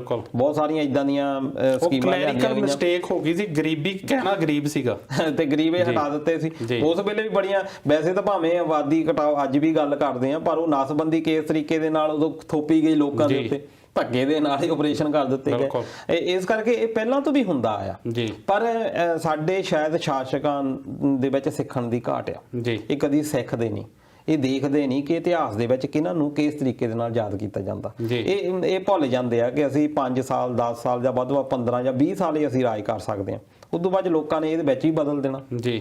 ਜਾਂ ਸਾਡੇ ਕੋਲ ਇੰਨਾ ਕੀ ਟਾਈਮ ਹੁੰਦਾ ਮੇਰੇ ਹਿਸਾਬ ਦੇ ਨਾਲ ਅੱਜ ਕੱਲ੍ਹ ਦੀ ਡੈਮੋਕ੍ਰੇਸੀ ਦੇ ਵਿੱਚ ਬਹੁਤ ਲੱਕੀ ਹੁੰਦਾ ਜਿਹੜਾ ਬੰਦਾ 15 ਜਾਂ 20 ਸਾਲ ਕਰ ਜਾਵੇ, ਅਦਰਵਾਈਜ਼ ਜਿਹੜਾ ਇਦੋਂ ਘੱਟੇ ਆ। ਪਰ ਦਲਜੀਤ ਜੀ ਮੈਨੂੰ ਤਾਂ ਲੱਗਦਾ ਕਿ ਜਿਹੜੇ ਸਾਡੇ ਦੇਸ਼ ਦੇ ਵਿੱਚ ਜਿਹੜਾ ਇੱਕ ਵਾਰ ਜਿਹੜੀ ਸੱਤਾ ਤੇ ਬਹਿ ਜਾਂਦਾ ਆ, ਜਿਹੜੀ ਸੱਤਾ ਦੀ ਕੁਰਸੀ ਤੇ ਬਹਿ ਜਾਂਦਾ, ਨਾ ਤਾਂ ਉਹਦਾ ਛੱਡਣ ਨੂੰ ਦਿਲ ਕਰਦਾ ਤੇ ਉਹਦੇ ਨਾਲ ਨਾਲ ਉਹਨੂੰ ਵੀ ਐਂ ਲੱਗਦਾ ਕਿ ਮੈਂ ਬਸ ਬੈਠ ਗਿਆ ਹੁਣ ਸਿਰਫ ਮੇਰੀਆਂ, ਜਿੱਦਾਂ ਉਹ ਚੰਮ ਦੀਆਂ ਚਲਾਉਣ ਲੱਗ ਪੈਂਦਾ ਆ, ਆਪਣੀ ਮਰਜ਼ੀ ਕਰਨ ਲੱਗ ਪੈਂਦਾ ਆ। ਜਿੱਦਾਂ ਜੇ ਸੁਖਬੀਰ ਬਾਦਲ ਹੋਣਾ ਦੀ ਗੱਲ ਕਰੀ ਤਾਂ ਉਹ ਵੀ ਕਹਿੰਦੇ 25 ਰਾਜ ਜਿਹੜੇ ਆ ਰਾਜ ਕਰਨਾ, 25 ਸਾਲ ਰਾਜ ਕਰਨਾ ਆ। ਹੁਣ ਉਹ ਜਿਹੜੇ ਦੂਸਰੇ ਵਿਰੋਧੀ ਧਿਰ ਦੇ ਵਿੱਚ ਵੀ ਨਹੀਂ ਸੀ ਆਏ, ਉਹਦੀ ਗਿਣਤੀ ਵੀ ਨਹੀਂ ਸੀ ਆਏ। ਇਦਾਂ ਹੀ ਮੋਦੀ ਸਾਹਿਬ ਹੋਣਾ ਨੂੰ ਵੀ ਸ਼ਾਇਦ ਲੱਗਦਾ ਕਿ ਜਿਹੜੀ ਇਹ ਕੁਰਸੀ ਹੈ ਪੱਕੀ ਮੇਰੀ ਹੋ ਗਈ ਆ, ਤਾਂ ਕਰਕੇ ਉਹ ਜੋ ਕੁਝ ਵੀ ਇਸ ਵੇਲੇ ਕਰ ਰਹੇ ਆ ਉਹ ਨਾ ਤਾਂ ਕਿਸੇ ਆਪੋਜੀਸ਼ਨ ਦੀ ਪਰਵਾਹ ਕਰ ਰਹੇ ਆ ਤਾਂ ਨਾ ਹੀ ਐਕਚੁਅਲੀ ਆਪੋਜੀਸ਼ਨ ਨੂੰ ਉਹ ਛੱਡ ਰਹੇ ਆ, ਉਹਨੂੰ ਵੀ ਤਰੋੜ ਮਰੋੜ ਕੇ ਆਪਣੇ ਵਿੱਚ ਸ਼ਾਮਲ ਕਰ ਰਹੇ ਆ। ਜਿੱਦਾਂ ਮੈਂ ਗੱਲ ਕਿਹਾ ਕਿ ਸਾਨੂੰ ਹਿਸਟਰੀ ਜ਼ਰੂਰ ਦੇਖਣੀ ਚਾਹੀਦੀ ਸਾਡੇ ਸ਼ਾਸਕਾਂ ਨੂੰ ਜੀ। ਪ੍ਰਤਾਪ ਸਿੰਘ ਕੈਰੋਂ ਵੀ ਇੱਦਾਂ ਕਹਿੰਦੇ ਹੁੰਦੇ ਸੀ, ਉਹਨਾਂ ਦਾ ਪਰਿਵਾਰ ਵੀ ਇੱਦਾਂ ਕਹਿੰਦਾ ਹੁੰਦਾ ਸੀ। ਅੱਜ ਉਹਨਾਂ ਦਾ ਪਰਿਵਾਰ ਕਿੱਥੇ ਆ ਇਹ ਵੀ ਤੁਸੀਂ ਅੰਦਾਜ਼ਾ ਲਾ ਲਓ। ਫਿਰ ਬਰਨਾਲਾ ਗਵਰਨਮੈਂਟ, ਬਰਨਾਲਾ ਕਿਸੇ ਵੇਲੇ ਤੂਤੀ ਬੋਲਦੀ ਹੁੰਦੀ ਸੀ ਪੰਜਾਬ ਦੇ ਸਾਰੇ ਸਟੇਟ ਦੇ ਵਿੱਚ ਕਿ ਬਰਨਾਲਾ ਸਾਹਿਬ ਤੋਂ ਬਿਨਾਂ ਪਤਾ ਨਹੀਂ ਹਿਲਦਾ ਜੀ। ਕਾਫੀ ਵੱਡੀ ਭੂਮਿਕਾ ਸੀ। ਅੱਜ ਬਰਨਾਲਾ ਪਰਿਵਾਰ ਕਿੱਥੇ ਆ ਉਹ ਵੀ ਤੁਸੀਂ ਅੰਦਾਜ਼ਾ ਲਾ ਲਓ। ਫਿਰ ਤੁਸੀਂ ਇਹਨਾਂ ਦਾ ਹੀ ਹਿਸਾਬ ਲਾ ਲਓ, ਬਾਦਲਾਂ ਦਾ। ਇਹ ਤਾਂ ਤੁਹਾਡੇ ਸਾਹਮਣੇ ਹੋਇਆ ਸਾਰਾ ਕੁਝ। 25 ਸਾਲ ਕਹਿੰਦੇ ਅੱਜ ਉਹਨਾਂ ਦੀ ਭੂਮਿਕਾ ਕੀ ਆ, ਆਉਣ ਵਾਲੇ ਦਿਨਾਂ ਦੇ ਵਿੱਚ ਕੀ ਹੋਣੀ ਆ ਇਹ ਵੀ ਨਹੀਂ ਪਤਾ। ਕਿਉਂਕਿ ਅੱਜ ਇਹਨਾਂ ਨੇ ਵੀ ਕਿਹਾ ਸੀ, ਚੰਦੂ ਮਾਜਰਾ ਸਾਹਿਬ ਨੇ ਕੱਲ ਕਿਹਾ ਸੀ ਕਿ ਭੁੱਖ ਹੜਤਾਲ ਕਾਰਨ ਸਾਰੇ ਵਰਕਰ ਜੀ, ਉਹ ਕਿਸੇ ਨੇ ਕੋਈ ਗੱਲ ਹੀ ਨਹੀਂ, ਕਿਸੇ ਖਬਰਾਂ ਦੇ ਵਿੱਚ ਵੀ ਹੈ ਨਹੀਂ। ਕੱਲ ਉਹਨਾਂ ਨੇ ਕਿਹਾ ਸੀ ਅਕਾਲੀ ਵਰਕਰ ਸਾਰੇ ਆ ਉਹ ਇਕੱਠੇ ਹੋਣਗੇ ਤੇ ਇੱਕ ਦਿਨ ਦਾ ਭੁੱਖ ਹੜਤਾਲ ਇੱਕ ਸਿੰਬੋਲਿਕ ਰੱਖਣਗੇ ਜੀ। ਪਰ ਲੋਕੀ ਮਹੱਤਤਾ ਹੀ ਨਹੀਂ ਦੇ ਰਹੇ, ਉਹਨਾਂ ਨੂੰ ਇਹ ਪਤਾ ਹੀ ਨਹੀਂ ਲੱਗ ਰਿਹਾ ਕਿ ਅਸੀਂ ਕੀ ਕਰੀਏ। ਇਹੀ ਹਾਲਾਤ ਅੱਜ ਕੱਲ੍ਹ ਦੇ ਕਾਂਗਰਸ ਦੇ ਹੈਗੇ। ਇਸ ਕਰਕੇ ਸਾਨੂੰ ਇਹ ਜ਼ਰੂਰ ਕਿ ਇੱਦਾਂ ਦੇ ਕੰਮ ਅਸੀਂ ਕਰੀਏ ਕਿ ਅਸੀਂ ਸਾਡੀ ਘੱਟੋ ਘੱਟ ਕੱਲ ਨੂੰ ਜਦੋਂ ਇਤਿਹਾਸ ਲਿਖਿਆ ਜਾਣਾ ਅਸੀਂ ਉਹ ਦੂਜੇ ਪੜਲੇ ਵਿੱਚ ਨਾ ਹੋਈਏ, ਸਾਨੂੰ ਲੋਕੀ ਯਾਦ ਕਰਨ ਵੀ ਹਾਂ ਇਹਨਾਂ ਨੇ ਕੁਝ ਕੀਤਾ ਸੀ। ਆਪਾਂ ਲਾਸਟ ਟਾਈਮ ਦੇ ਵਿੱਚ ਇੰਦਰ ਕੁਮਾਰ ਗੁਜਰਾਲ ਉਹਨਾਂ ਨੇ ਬਹੁਤ ਥੋੜਾ ਸਮਾਂ ਉਹਨਾਂ ਨੇ ਰਾਜ ਕੀਤਾ, 1 ਸਾਲ 2 ਸਾਲ, ਤੇ ਉਹਨਾਂ ਨੇ ਉਹਦੇ ਵਿੱਚ ਜੋ ਭੂਮਿਕਾ ਪੰਜਾਬ ਦੇ ਲਈ ਨਿਭਾਈ ਖਾਸ ਤੌਰ ਤੇ, ਕਿਉਂਕਿ ਤੁਸੀਂ MLA MP ਬਣ ਜਾਂਦੇ ਆ, ਸਭ ਤੋਂ ਪਹਿਲਾਂ ਬੰਦਾ ਇਹੀ ਕਰਦਾ ਆ ਕਿ ਇਹਦੇ ਪਿੰਡ ਦੇ ਹਾਲਾਤ ਕੀ ਆ। ਲੋਕੀ ਬਾਅਦ ਵਿੱਚ ਜਾਂਦੇ ਆ ਜੀ, ਆ ਦੇਖੋ ਇਹਨਾਂ ਦੇ ਪਿੰਡ ਦੇ ਵਿੱਚ ਸੜਕਾਂ ਟੁੱਟੀਆਂ ਹੋਈਆਂ ਆ, ਪਿੰਡ ਦੇ ਦੇਖੋ ਲੋਕਾਂ ਦੇ ਵਿੱਚ ਕਿੱਦਾਂ ਦੇ ਹਾਲਾਤ ਆ, ਕਿਉਂਕਿ ਤੁਹਾਡਾ ਜੋ ਪਿਛੋਕੜ ਆ ਉਹ ਕਿੰਨਾ ਕੁ ਤੁਸੀਂ ਡਿਵੈਲਪ ਕੀਤਾ ਜੀ, ਇਹਦੇ ਲਈ ਬਹੁਤ ਅਹਿਮ ਹੈ। ਅੱਜ ਡਾਕਟਰ ਮਨਮੋਹਨ ਸਿੰਘ ਨੂੰ ਯਾਦ ਕੀਤਾ ਜਾਂਦਾ ਆ, ਉਦੋਂ ਤਾਂ ਸ਼ਾਇਦ ਨਹੀਂ ਪਤਾ ਲੱਗਾ ਸੀ, ਪਰ ਹੁਣ ਯਾਦ ਕੀਤਾ ਜਾਂਦਾ ਕਿ ਉਹਨਾਂ ਨੇ ਵੀ ਪੰਜਾਬ ਦੇ ਲਈ ਇੱਕ ਦਰਦ ਰੱਖਿਆ ਜੀ। ਇਸ ਕਰਕੇ ਇਹ ਜ਼ਰੂਰੀ ਆ ਕਿ ਜਿਸ ਖਿੱਤੇ ਦੇ ਨਾਲ ਤੁਸੀਂ ਸ਼ਮੂਲੀਅਤ ਰੱਖਦੇ ਆ, ਜਿਸ ਖਿੱਤੇ ਦੇ ਵਿੱਚੋਂ ਤੁਸੀਂ ਗਏ ਆ, ਜਿਸ ਖਿੱਤੇ ਨੇ ਤੁਹਾਨੂੰ ਅੱਜ ਇਸ ਮੁਕਾਮ ਤੱਕ ਪਹੁੰਚਾਇਆ, ਤੁਹਾਡਾ ਇਹ ਇਖਲਾਕੀ ਹੱਕ ਬਣਦਾ ਆ ਜਾਂ ਇੱਕ ਫਰਜ਼ ਬਣਦਾ ਕਿ ਤੁਸੀਂ ਵੀ ਆਪਣੀ ਭੂਮਿਕਾ ਚੰਗੀ ਤਰ੍ਹਾਂ ਨਿਭਾਓ। ਪਰ ਦਲਜੀਤ ਜੀ ਮੈਨੂੰ ਲੱਗਦਾ ਰੌਲਾ ਇੱਥੇ ਆ ਨਾ ਕਿ ਜਿਹੜੇ ਸਾਡੇ ਨੇਤਾ ਆ, ਜਿਹੜੇ ਸਾਡੇ ਰਾਜਨੀਤਿਕ ਲੀਡਰ ਆ, ਉਹਨਾਂ ਨੂੰ ਆਦਤਾਂ ਪੁਰਾਣੀਆਂ ਪਈਆਂ ਹੋਈਆਂ। ਉਹਨਾਂ ਨੂੰ ਲੱਗਦਾ ਕਿ ਜੋ ਅਸੀਂ ਕਹਿਤਾ ਬਸ ਉਹੀ ਸੱਚ ਆ। ਜਿਹੜੇ ਸਾਹਮਣੇ ਬੈਠੇ ਆ, ਜਿਹੜੇ ਸਾਡੇ ਉਹ ਹਰ ਗੱਲ ਤੇ ਜੈਕਾਰੇ ਛੱਡਣ ਵਾਲੇ ਆ, ਹਰ ਗੱਲ ਤੇ ਹਰ ਮੋਦੀ ਕਰਨ ਵਾਲੇ ਆ। ਪਰ ਜ਼ਮਾਨਾ ਬਦਲ ਚੁੱਕਾ, ਹਰ ਬੰਦੇ ਦੇ ਜੇਬ ਦੇ ਵਿੱਚ ਫੋਨ ਹੈ ਤੇ ਫੋਨ ਦੇ ਵਿੱਚ ਇੰਟਰਨੈਟ ਆ, ਜਿਹਦੇ ਵਿੱਚ ਉਹ 1 ਮਿੰਟ 'ਚ ਸੱਚ ਝੂਠ ਦਾ ਪਤਾ ਲਾ ਸਕਦਾ। ਹੁਣ BJP ਇੱਕ ਬੰਨੇ ਤਾਂ ਦੁਬਾਰਾ ਜਿਹੜੀ ਆ ਗੱਲਬਾਤ ਕਰਨ ਦਾ ਸੱਦਾ ਭੇਜ ਰਹੀ ਹੈ। ਸੱਦਾ ਵੀ ਨਹੀਂ ਕਹਿ ਸਕਦੇ ਕਿ ਸੱਦੇ ਦਾ ਨਾਟਕ ਕੀਤਾ ਜਾ ਰਿਹਾ, ਕਿਉਂਕਿ ਜਿਹੜੀ ਉਹ ਚਿੱਠੀ ਭੇਜੀ ਗਈ ਨਾ ਤਾਂ ਉਹਦੇ ਵਿੱਚ ਕੋਈ ਤਰੀਕ ਆ, ਨਾ ਕੋਈ ਜਿਹੜਾ ਸਮਾਂ ਦਿੱਤਾ ਗਿਆ, ਸਾਰਾ ਕੁਝ ਕਿਸਾਨਾਂ ਤੇ ਸੁੱਟ ਦਿੱਤਾ ਗਿਆ। ਤੇ ਉਹਦੇ ਨਾਲ ਨਾਲ ਜਿਹੜੀ ਆਪਣੇ ਪੈਰਲਲ ਹੱਥ ਕੰਡੇ ਆ ਉਹ ਚਲਾਏ ਜਾ ਰਹੇ ਆ। ਕਦੀ ਤਾਂ ਜਿਹੜੇ ਨਕਲੀ ਜਿਹੜੀਆਂ ਜਥੇਬੰਦੀਆਂ ਜਿਹੜੀਆਂ ਆ ਖੜੀਆਂ ਕਰ ਦਿੱਤੀਆਂ ਗਈਆਂ ਕਿ ਦੇਖੋ ਕਿਸਾਨ ਤਾਂ ਇਸ ਚੀਜ਼ ਦੀ ਹਮਾਇਤ ਕਰ ਰਹੇ ਆ। ਇਹ ਸਾਰੀ ਚੀਜ਼ ਨੂੰ ਤੁਸੀਂ BJP ਦੀ ਰਣਨੀਤੀ ਨੂੰ ਕਿੱਦਾਂ ਦੇਖਦੇ ਆ? ਇਹ ਜਿਹੜਾ ਪੱਤਰ ਆ ਅਗਰਵਾਲ ਸਾਹਿਬ ਨੇ ਭੇਜਿਆ ਬਿਊਰੋਕ੍ਰੇਸੀ ਦੇ ਦੁਆਰਾ ਗਿਆ ਆ ਜੀ ਪੰਜਾਬ ਇੰਡੀਅਨ ਗਵਰਨਮੈਂਟ ਦੇ ਵੱਲੋਂ ਤੇ 40 ਯੂਨੀਅਨਸ ਪੂਰੇ ਇੰਡੀਆ ਦੀਆਂ ਆ ਜਿਨ੍ਹਾਂ ਨੂੰ ਇਹ ਪੱਤਰ ਭੇਜਿਆ ਗਿਆ ਜੀ। ਉਸ ਤੋਂ ਬਾਅਦ ਪੰਜਾਬ ਦੀਆਂ ਜਿਹੜੀਆਂ 30 ਯੂਨੀਅਨਸ ਹੈਗੀਆਂ ਇਹਨਾਂ ਨੇ ਆਪਣੀ ਮੀਟਿੰਗ ਸੱਦੀ ਸੀ। ਉਹਦੇ ਵਿੱਚ ਇਹਨਾਂ ਨੇ ਇਹੀ ਨਿਰਣਾ ਅੱਜ ਉਹਨਾਂ ਨੇ ਡਿਸੀਜਨ ਲੈਣਾ ਆ, ਉਹਨਾਂ ਦੀ ਮੀਟਿੰਗ ਚੱਲੇਗੀ ਅੱਜ ਤੇ ਉਹਦੇ ਵਿੱਚ ਡਿਸਾਈਡ ਕਰਨਗੇ ਕਿ ਅੱਗੇ ਕੀ ਕਰਨਾ ਜੀ। ਪਰ ਨਾਲ ਦੀ ਨਾਲ ਉਹਨਾਂ ਨੇ ਇੱਕ ਸੰਕੇਤ ਜ਼ਰੂਰ ਦੇ ਦਿੱਤਾ ਆ ਕਿ ਜਿਹੜੇ ਬਾਹਰ ਲੋਕ ਬੈਠੇ ਹੋਏ ਆ ਕਿ ਉਹ ਆਪਣੇ ਜਿੱਥੇ ਇੱਥੇ ਹੈਗੇ ਕਾਉਂਸਲਸ ਵਗੈਰਾ ਹੈਗੀਆਂ ਆ ਜਾਂ ਤੁਸੀਂ ਜਿਹੜੇ ਇੱਥੇ ਦੇ ਸਵਾਰਥਖਾਨੇ ਹੈਗੇ ਆ ਜਿੱਥੇ ਰਾਜਦੂਤ ਬਹਿੰਦਾ ਆ ਕਿ ਉੱਥੇ ਤੁਸੀਂ ਵਿਰੋਧ ਧਰਨੇ ਜਿਹੜੇ ਆ ਉਹ ਜ਼ਰੂਰ ਕਰਨੇ ਸ਼ੁਰੂ ਕਰ ਦਿਓ। ਇਹ ਵੀ ਇੱਕ ਹੈਗਾ। ਨਾਲ ਅੱਜ ਦਾ ਇੱਕ ਦਿਨ ਦਾ ਉਹਨਾਂ ਨੇ ਕਿਹਾ ਕਿ ਇੱਕ ਵੇਲੇ ਦਾ ਖਾਣਾ ਸਾਰੇ ਇੰਡੀਆ ਨੂੰ ਕਿਹਾ ਕਿ ਤੁਸੀਂ ਛੱਡੋ। ਬਿਲਕੁਲ ਇਹ ਵੀ ਇੱਕ ਸਿੰਬੋਲਿਕ ਤੌਰ ਤੇ ਕਿਸਾਨ ਦਿਵਸ ਦੇ ਉੱਤੇ ਇਹ ਹੈਗਾ। ਤੇ ਤੀਜੀ ਆ ਕਿ ਉਸ ਤੋਂ ਬਾਅਦ ਹੁਣ ਇਹ ਦੇਖਣਗੇ ਕਿ ਤੁਸੀਂ ਜਾਂ ਰੱਦ ਕਰਵਾਉਣੇ ਆ ਬਿੱਲ ਤੁਸੀਂ ਸਹੀ ਤਰੀਕੇ ਦੇ ਨਾਲ, ਕਿਉਂਕਿ ਅਜੇ ਵੀ ਸਰਕਾਰ ਦੀ ਮਨਸ਼ਾ ਇਹੀ ਆ, ਉਹਨਾਂ ਦਾ ਰੱਦ ਕਰਨ ਦੇ ਵੱਲ ਕੋਈ ਲੱਗ ਨਹੀਂ ਰਿਹਾ ਜੀ। ਜਿੰਨੇ ਵੀ ਆ ਰਾਜਨਾਥ ਸਿੰਘ ਦਾ ਵੀ ਮੈਂ ਕੱਲ ਬਿਆਨ ਦੇਖ ਰਿਹਾ ਸੀ, ਉਹਨਾਂ ਨੇ ਵੀ ਇਹੀ ਕਿਹਾ ਕਿ ਮੋਦੀ ਸਾਹਿਬ ਕਿਸਾਨਾਂ ਦੇ ਭਲੇ ਦੀ ਗੱਲ ਕਰ ਰਹੇ ਆ ਜੀ, ਪਰ ਭਲੇ ਦੀ ਜਿਨ੍ਹਾਂ ਦਾ ਭਲਾ ਕਰਨਾ ਆ ਉਹ ਐਕਸੈਪਟ ਕਰਨ ਨੂੰ ਤਿਆਰ ਨਹੀਂ। ਬਿਲਕੁਲ। ਤੇ ਤੁਸੀਂ ਜ਼ਰੂਰੀ ਭਲਾ ਕਰਨਾ ਤੁਸੀਂ ਰਹਿਣ ਦਿਓ ਭਲਾ, ਜੇ ਨਹੀਂ ਲੋਕ ਚਾਹੁੰਦੇ। ਤੇ ਇਸ ਕਰਕੇ ਤੁਸੀਂ ਉਹ ਜਿਸ ਤਰੀਕੇ ਦੇ ਬਿਆਨ ਦੇ ਰਹੇ ਆ ਉਹ ਤੋਂ ਲੱਗਦਾ ਆ ਵੀ ਉਹਨਾਂ ਦੇ ਲਈ ਵੀ ਔਖਾ ਆ। ਇਹ ਹੋਰ ਵੀ ਲੰਬਾ ਜੇ ਖਿੱਚਣ ਦੀ ਅੰਦੋਲਨ ਸ਼ਾਇਦ ਹੋ ਜਾਵੇ ਕਿ ਪਰ ਦਲਜੀਤ ਜੀ ਗੱਲ ਮੇਰੇ ਖਿਆਲ ਕਿਸਾਨੀ ਜਿਹੜੇ ਜਥੇਬੰਦੀਆਂ ਉਹਨਾਂ ਸਾਹਮਣੇ ਵੀ ਮੇਰੇ ਖਿਆਲ ਦੁਚਿੱਤੀ ਇਹੀ ਆ ਕਿ ਜੇ ਉਹ ਸਵੀਕਾਰ ਦੇ ਅਜੇ ਗੱਲਬਾਤ ਦਾ ਦੌਰ ਦੁਬਾਰਾ ਚੱਲਦਾ ਤਾਂ ਜਿਸ ਤਰੀਕੇ ਨਾਲ ਸਰਕਾਰ ਵੱਲੋਂ ਪਿਛਲੇ ਟਾਈਮ 'ਚ ਵੀ ਇਹੀ ਕੋਸ਼ਿਸ਼ ਕੀਤੀ ਗਈ, ਹਰ ਵਾਰ ਬੁਲਾਇਆ ਗਿਆ, ਬਾਅਦ 'ਚੋਂ ਬੁਲਾ ਕੇ ਉਹੀ ਦੁਬਾਰਾ ਮੁੜਕੋੜ ਉਹੀ ਗੱਲਾਂ ਕੀਤੀਆਂ ਗਈਆਂ ਕਿ ਤੁਹਾਨੂੰ ਆਓ ਇਹਦੇ ਫਾਇਦੇ ਸਮਝਾਉਂਦੇ ਆ, ਤੁਹਾਨੂੰ ਸ਼ਾਇਦ ਸਮਝ ਨਹੀਂ ਲੱਗੀ ਜਾਂ ਤੁਹਾਡੇ 'ਚ ਭਰਮ ਆ ਕੋਈ, ਉਹ ਚੀਜ਼ ਅਸੀਂ ਦੂਰ ਉਹ ਮਤਲਬ ਜਿਹੜਾ ਉਹਦੇ ਮਗਰ ਮਨਸ਼ਾ ਇਹੀ ਸੀ ਕਿ ਸੰਘਰਸ਼ ਨੂੰ ਕਿਸੇ ਤਰੀਕੇ ਨਾਲ ਲੰਮਾ ਖਿੱਚਿਆ ਜਾਵੇ। ਜਿਹੜਾ ਸੰਘਰਸ਼ ਦਾ ਪ੍ਰਭਾਵ ਹੈ ਉਹ ਹੌਲੀ ਹੌਲੀ ਜਿਹੜੇ ਇਹ ਕਿਸਾਨ ਹੈ ਆਪੇ ਜਿਹੜੇ ਹਾਰ ਕੇ ਥੱਕ ਕੇ ਉਹ ਵਾਪਸ ਚਲੇ ਜਾਣਗੇ। ਤੇ ਜਿਹੜੀ ਦੁਚਿੱਤੀ ਇਹੀ ਹੈ ਕਿ ਜੇ ਹੁਣ ਦੁਬਾਰਾ ਚੱਲਦਾ ਆ ਸਰਕਾਰ ਵੱਲੋਂ ਫਿਰ ਲੰਮਾ ਖਿੱਚਣ ਦੀ ਕੋਸ਼ਿਸ਼ ਕੀਤੀ ਜਾਊਗੀ ਤੇ ਜੇ ਨਹੀਂ ਜਾਂਦੇ ਤਾਂ ਪ੍ਰਚਾਰ ਜਿਹੜਾ ਸਰਕਾਰ ਕੂੜ ਪ੍ਰਚਾਰ ਕਰਦੀ ਆ ਉਹ ਫਿਰ ਇਹੀ ਕਹੂਗੀ ਕਿ ਅਸੀਂ ਤਾਂ ਮਸਲੇ ਦਾ ਹੱਲ ਕਰਨਾ ਚਾਹੁੰਦੇ ਆ, ਅਸੀਂ ਗੱਲਬਾਤ ਕਰਨਾ ਚਾਹੁੰਦੇ, ਪਰ ਕਿਸਾਨ ਗੱਲਬਾਤ ਤੋਂ ਭੱਜ ਰਿਹਾ। ਇੱਥੇ ਫਿਰ ਹੁਣ ਤੁਸੀਂ ਅਗਲਾ ਰਾਹ ਕੀ ਦੇਖਦੇ ਹੋ? ਦੇਖੋ ਰਾਹ ਤਾਂ ਗੱਲਬਾਤ ਚੋਂ ਨਿਕਲਣਾ ਜੀ, ਚਾਹੇ ਐਂਡ ਆਫ ਦਾ ਡੇ ਤਾਂ ਇਹੀ ਹੋਣਾ ਕਿ ਗੱਲਬਾਤ ਦੇ ਵਿੱਚ ਕੋਈ ਡਿਸਾਈਡ ਕੀਤਾ ਜਾਵੇ। ਗੱਲਬਾਤ ਦਾ ਵੀ ਦਲਜੀਤ ਜੀ ਫਾਇਦਾ ਉੱਥੇ ਹੁੰਦਾ ਜਿੱਥੇ ਦੋਵਾਂ ਧਿਰਾਂ 'ਚ ਸਹਿਮਤੀ ਬਣਦੀ ਹੋਵੇ, ਜਿੱਥੇ ਅਗਲੇ ਦੀ ਹੱਲ ਕਰਨ ਦੀ ਨੀਤ ਹੋਵੇ। ਹੁਣ ਇੱਕ ਬੰਨੇ ਤਾਂ ਜਿਹੜੀ ਬੀਜੇਪੀ ਸਰਕਾਰ ਆ ਉਹ ਗੱਲਬਾਤ ਦੇ ਸੱਦੇ ਭੇਜ ਰਹੀ ਹੈ, ਦੂਜੇ ਬੰਨੇ ਲਗਾਤਾਰ ਇਹੀ ਪ੍ਰਚਾਰ ਕੀਤਾ ਜਾ ਰਿਹਾ ਕਿ ਹੱਕ ਦੇ ਵਿੱਚ ਆ, ਉਹਦੇ ਲਈ ਨਕਲੀ ਜਥੇਬੰਦੀਆਂ ਖੜੀਆਂ ਕੀਤੀਆਂ ਜਾ ਰਹੀਆਂ, ਉਹਨਾਂ ਨੂੰ ਸਮਰਥਨ ਕਦੀ ਨਕਲੀ ਫੋਟੋ ਕਿਸੇ ਜਿਹੜਾ ਬੰਦਾ ਕਿਸਾਨ ਸੰਘਰਸ਼ ਦੇ ਵਿੱਚ ਖੜਾ ਉਹਦੀ ਫੋਟੋ ਬੀਜੇਪੀ ਸੈੱਲ ਵੱਲੋਂ ਲਾਈ ਜਾਂਦੀ ਕਿ ਇਹ ਬਿੱਲਾਂ ਦਾ ਸਮਰਥਨ ਕਰ ਰਿਹਾ, ਕੂੜ ਪ੍ਰਚਾਰ ਕੀਤਾ ਜਾ ਰਿਹਾ। ਉਹ ਸਾਰੇ ਜਿਹੜੇ ਆ ਪ੍ਰੋਪੇਗੈਂਡਾ ਜਿਹੜਾ ਆ ਉਹ ਹੱਥਕੰਡੇ ਬੀਜੇਪੀ ਵੱਲੋਂ ਆਪਣੇ ਵਰਤੇ ਜਾ ਰਹੇ ਆ। ਤੇ ਉਹ ਤੋਂ ਸਾਫ਼ ਪਤਾ ਲੱਗਦਾ ਕਿ ਉਹਨਾਂ ਦੀ ਨੀਤ ਕੀ ਹੈ। ਨੀਤ ਦੇਖੋ ਉਹਦਾ ਕਲੀਅਰ ਹੀ ਅੱਜ ਤੱਕ ਜੀ। ਇਹ ਜ਼ਰੂਰ ਹੈਗਾ। ਦੇਖੋ ਮੈਂ ਇਸ ਕਰਕੇ ਕਿਹਾ ਕਿ ਨਿਕਲਣਾ ਤਾਂ ਹੱਲ ਇਹ ਟੇਬਲ ਦੇ ਉੱਤੇ ਹੀ ਆ, ਕਿਉਂਕਿ ਕਾਨੂੰਨ ਰੱਦ ਵੀ ਹੋਣੇ ਆ ਜਾਂ ਕਿੱਦਾਂ ਆ, ਉਸ ਤੋਂ ਬਾਅਦ ਕੀ ਡਿਸੀਜਨ ਆਉਂਦਾ ਆ, ਕਿਉਂਕਿ ਬਹੁਤ ਸਾਰੀਆਂ ਮੰਗਾਂ ਉਹ ਮੰਨਣ ਨੂੰ ਤਿਆਰ ਆ, ਪਰ ਕਿਸਾਨਾਂ ਦਾ ਵੀ ਹੁਣ ਇਹ ਹੈਗਾ ਕਿ ਇਹ ਸਿਰਫ ਰੱਦ ਹੀ ਕਰੋ ਜੀ। ਪਰ ਦੂਜੇ ਪਾਸੇ ਹੁਣ ਹੰਸ ਉਹਨਾਂ ਦੀ ਆਪਾਂ ਗੱਲ ਕਰ ਲਈਏ, ਇਹ ਪ੍ਰਚਾਰ ਕਰ ਰਹੇ ਆ, ਲੋਕਾਂ ਨੂੰ ਸਮਝਾ ਰਹੇ ਆ ਦਿੱਲੀ ਦੇ ਆਲੇ ਦੁਆਲੇ, ਕਿਉਂਕਿ ਪੰਜਾਬ 'ਚ ਤਾਂ ਕੋਈ ਐਂਟਰ ਨਹੀਂ ਹੋਣ ਦਿੰਦਾ। ਆਪਣੇ ਉੱਥੇ ਇਲਾਕੇ ਦੇ ਵਿੱਚ ਜਾਂਦੇ ਆ ਤੇ ਇਹਨਾਂ ਦੇ ਬਿੱਲਾਂ ਦੇ ਦੱਸ ਰਹੇ ਆ ਕਿ ਫਾਇਦੇ ਕੀ ਆ। ਬਾਕੀ ਦੇਸ਼ ਦੇ ਵਿੱਚ ਵੀ ਹੈ, ਕਿਉਂਕਿ ਪੰਜਾਬ ਦੇ ਵਿੱਚ ਤੇ ਹਰਿਆਣੇ ਵਿੱਚ ਇਸ ਕਰਕੇ ਨਹੀਂ ਹੈਗਾ ਕਿ ਉੱਥੇ ਕਿਸਾਨ ਬਿਲਕੁਲ ਸੁਣਨ ਨੂੰ ਤਿਆਰ ਨਹੀਂ, ਲੋਕੀ ਵਿਰੋਧ ਕਰਦੇ ਆ, ਇਹਨਾਂ ਦੇ ਉੱਤੇ ਹਮਲਾ ਵੀ ਹੋਇਆ। ਕੱਲ ਜਿਹੜੇ ਮੁੱਖ ਮੰਤਰੀ ਹੈਗੇ ਹਰਿਆਣੇ ਦੇ ਖੱਟੜ ਸਾਹਿਬ, ਕੱਲ ਉਹਨਾਂ ਦੀਆਂ ਗੱਡੀਆਂ ਕੱਢਣ ਨੂੰ ਔਖਾ ਹੋ ਗਿਆ ਸੀ ਕੰਮ, ਜਿਸ ਤਰੀਕੇ ਦੇ ਨਾਲ ਭੀੜ ਨੇ ਅਟੈਕ ਕਰ ਦਿੱਤਾ ਉਹਨਾਂ ਦੇ ਉੱਤੇ। ਉਸ ਤੋਂ ਬਾਅਦ ਸਥਿਤੀ ਕਿਸੇ ਵੇਲੇ ਵੀ ਨਾਜ਼ੁਕ ਵੀ ਹੋ ਸਕਦੀ ਆ। ਸਰਕਾਰ ਨੂੰ ਵੀ ਇਹ ਗੱਲ ਸਮਝਣੀ ਪੈਣੀ ਆ ਕਿ ਰੋਹ ਜਿਹੜਾ ਆ ਕਿਸੇ ਚੀਜ਼ ਨੂੰ ਤੁਸੀਂ ਫੁੱਟਵਾ ਲਿਆ, ਉਹਨੂੰ ਜਿੰਨਾ ਪ੍ਰੈਸ਼ਰ ਕਰੋਗੇ ਉਹਨੇ ਵੀ ਥੱਲੇ ਉਛਾਲ ਵੱਲ ਨਹੀਂ ਲਾਉਣਾ। ਇਹ ਸਾਇੰਸ ਦੀ ਟਰਮ ਆ ਕਿ ਕਿਸੇ ਚੀਜ਼ ਨੂੰ ਵੀ ਜਦੋਂ ਤੁਸੀਂ ਕਿਸੇ ਚੀਜ਼ ਨੂੰ ਦਬਾਉਂਦੇ ਆ, ਜਿਹੜੀ ਦਵਾ ਹੋ ਰਹੀ ਚੀਜ਼ ਆ ਉਹ ਵੀ ਉਸੇ ਪ੍ਰੈਸ਼ਰ ਦੇ ਨਾਲ ਉਸੇ ਤਾਕਤ ਨੂੰ ਵਾਪਸ ਉਸੇ ਤਾਕਤ ਦੇ ਨਾਲ ਬਰਾਬਰ ਉਹ ਖੜੀ ਹੁੰਦੀ ਆ ਜੀ। ਤੇ ਜਦੋਂ ਉਹਦਾ ਫਿਰ ਲੱਗਣਾ ਆ, ਜਦੋਂ ਉਹਨੂੰ ਮੌਕਾ ਮਿਲਣਾ ਆ, ਉਹਨੇ ਵੀ ਉਸ ਬਰਾਬਰ ਦੀ ਫੋਰਸ ਦੇ ਨਾਲ, ਜਿਸ ਫੋਰਸ ਦੇ ਨਾਲ ਤੁਸੀਂ ਦਬਾ ਪਾਇਆ ਸੀ, ਬਰਾਬਰ ਦੀ ਫੋਰਸ ਦੇ ਨਾਲ ਉਹਦਾ ਨਿਕਲਣਾ ਆ। ਇਸੇ ਕਰਕੇ ਸ਼ਾਇਦ ਅਜੇ ਤੱਕ ਬਲ ਦਾ ਪ੍ਰਯੋਗ ਨਹੀਂ ਕੀਤਾ ਗਿਆ ਕਿ ਜਿਸ ਤਰੀਕੇ ਦੇ ਨਾਲ ਲੋਕਾਂ ਦੇ ਵਿੱਚ ਰੋਹ ਹੈਗਾ। ਪਰ ਜੇ ਇਦਾਂ ਦੀ ਕੋਈ ਘਟਨਾ ਵਾਪਰਦੀ ਆ, ਉਸ ਤੋਂ ਬਾਅਦ ਉਨੀ ਨਾਜ਼ੁਕ ਸਥਿਤੀ ਸ਼ਾਇਦ ਸਰਕਾਰ ਦੇ ਲਈ ਫੇਸ ਸਾਂਭਣੀ ਬਹੁਤ ਜ਼ਿਆਦਾ ਮੁਸ਼ਕਲ ਹੋ ਜਾਵੇ। ਬਿਲਕੁਲ ਹਜੇ ਤਾਂ ਇੰਨਾ ਕੁ ਤਾਂ ਹੈਗਾ ਕਿ ਤੁਸੀਂ ਥੋੜਾ ਬਹੁਤਾ ਸਾਰੇ, ਕਿਉਂਕਿ ਬਹੁਤ ਸਾਰੇ ਸ਼ਰਾਰਤੀ ਅਨਸਰ ਵਿੱਚ ਹੋ ਰਹੇ ਆ ਦਾਖਲ, ਪਰ ਇਹ ਵਲੰਟੀਅਰਸ ਆ ਬਹੁਤ ਵਧੀਆ ਕੰਮ ਕਰ ਰਹੇ ਆ। ਈਵਨ ਕਿ ਜਿਹੜੇ ਵਿਰੋਧੀ ਆ ਉਹਨਾਂ ਨੂੰ ਵੀ ਕਹਿਣਾ ਪੈ ਰਿਹਾ ਜੀ। ਕੱਲ ਦਿੱਲੀ ਪੁਲਿਸ ਦੇ ਜਿਹੜੇ ਕਮਿਸ਼ਨਰ ਆ ਉਹ ਵੀ ਕਹਿ ਰਹੇ ਸੀ ਕਿ ਸਾਡੀ ਤਿਆਰੀ ਪੂਰੀ ਆ, ਪਰ ਇਹ ਬੜੇ ਅੰਦੋਲਨ ਸ਼ਾਂਤਮਈ ਆ, ਉਹਨੂੰ ਕਹਿਣਾ ਪੈ ਰਿਹਾ ਇਹ ਗੱਲ, ਕਿਉਂਕਿ ਵਿੱਚ ਨੋ ਡਾਊਟ ਕਿ ਉਹ ਜ਼ਰੂਰ ਕਰਵਾਉਂਦੇ ਹੋਣੇ ਆ ਕੋਸ਼ਿਸ਼, ਪਰ ਜਿਸ ਤਰੀਕੇ ਦੇ ਨਾਲ ਕਿਸਾਨ ਕਰਵਾਉਂਦੇ ਲਗਾਤਾਰ ਦਲਜੀਤ ਜੀ ਖਬਰਾਂ ਇਹ ਆਉਂਦੀਆਂ ਕਿ ਸਰਕਾਰ ਕਿੱਦਾਂ ਕਿਸ ਤਰੀਕੇ ਨਾਲ ਜਿਹੜੇ ਆ ਸ਼ਰਾਰਤੀ ਅਨਸਰ ਵਿੱਚ ਵਾੜ ਰਹੀ ਆ। ਬਹੁਤ ਸਾਰੀਆਂ ਰਿਪੋਰਟਾਂ ਇਦਾਂ ਦੀਆਂ ਆਉਂਦੀਆਂ ਕਿ ਉਹ ਲਗਾਤਾਰ ਆਪਣਾ ਪ੍ਰੋਪੇਗੈਂਡਾ ਜਿਹੜਾ ਚਲਾ ਰਹੀ ਆ ਬਿਲਕੁਲ ਸਰਕਾਰ, ਤੇ ਇਸ ਕਰਕੇ ਉਹ ਅਵੇਅਰ ਹੈਗੇ ਆ। ਪਰ ਜਿਸ ਤਰੀਕੇ ਸ਼ਾਂਤਮਈ ਜਿੰਨਾ ਚਿਰ ਅੰਦੋਲਨ ਆ, ਸਰਕਾਰਾਂ ਵੀ ਨਹੀਂ ਉਨਾ ਚਿਰ ਕੁਝ ਕਰ ਸਕਦੀਆਂ। ਪਰ ਕੱਲਾ ਜੇ ਲੰਬਾ ਇਹ ਚੱਲਦਾ ਹੈ ਅੰਦੋਲਨ, ਕੱਲਾ ਇਸੇ ਚੀਜ਼ ਲਈ ਨਹੀਂ ਹੈਗਾ ਕਿ ਕਿਸਾਨਾਂ ਦੇ ਨੂੰ ਸਾਈਡ ਇਫੈਕਟ ਆ ਜੀ। ਹੁਣ ਜਿੱਦਾਂ ਬਾਹਰਲੀ ਮਫਾਦ ਆ ਉਹ ਰੋਕਣੀ ਬੰਦ ਕਰ ਦਿੱਤੀ, ਬਾਹਰੋਂ ਜਿਹੜੇ ਪੈਸੇ ਆ ਉਹ ਨਹੀਂ ਜੀ ਲੈ ਸਕਦੀਆਂ ਜਥੇਬੰਦੀਆਂ, ਇਹੋ ਜਿਹਾ ਕਾਨੂੰਨ ਸਤੰਬਰ ਦੇ ਵਿੱਚ ਬਣਾਇਆ ਜਾਂਦਾ।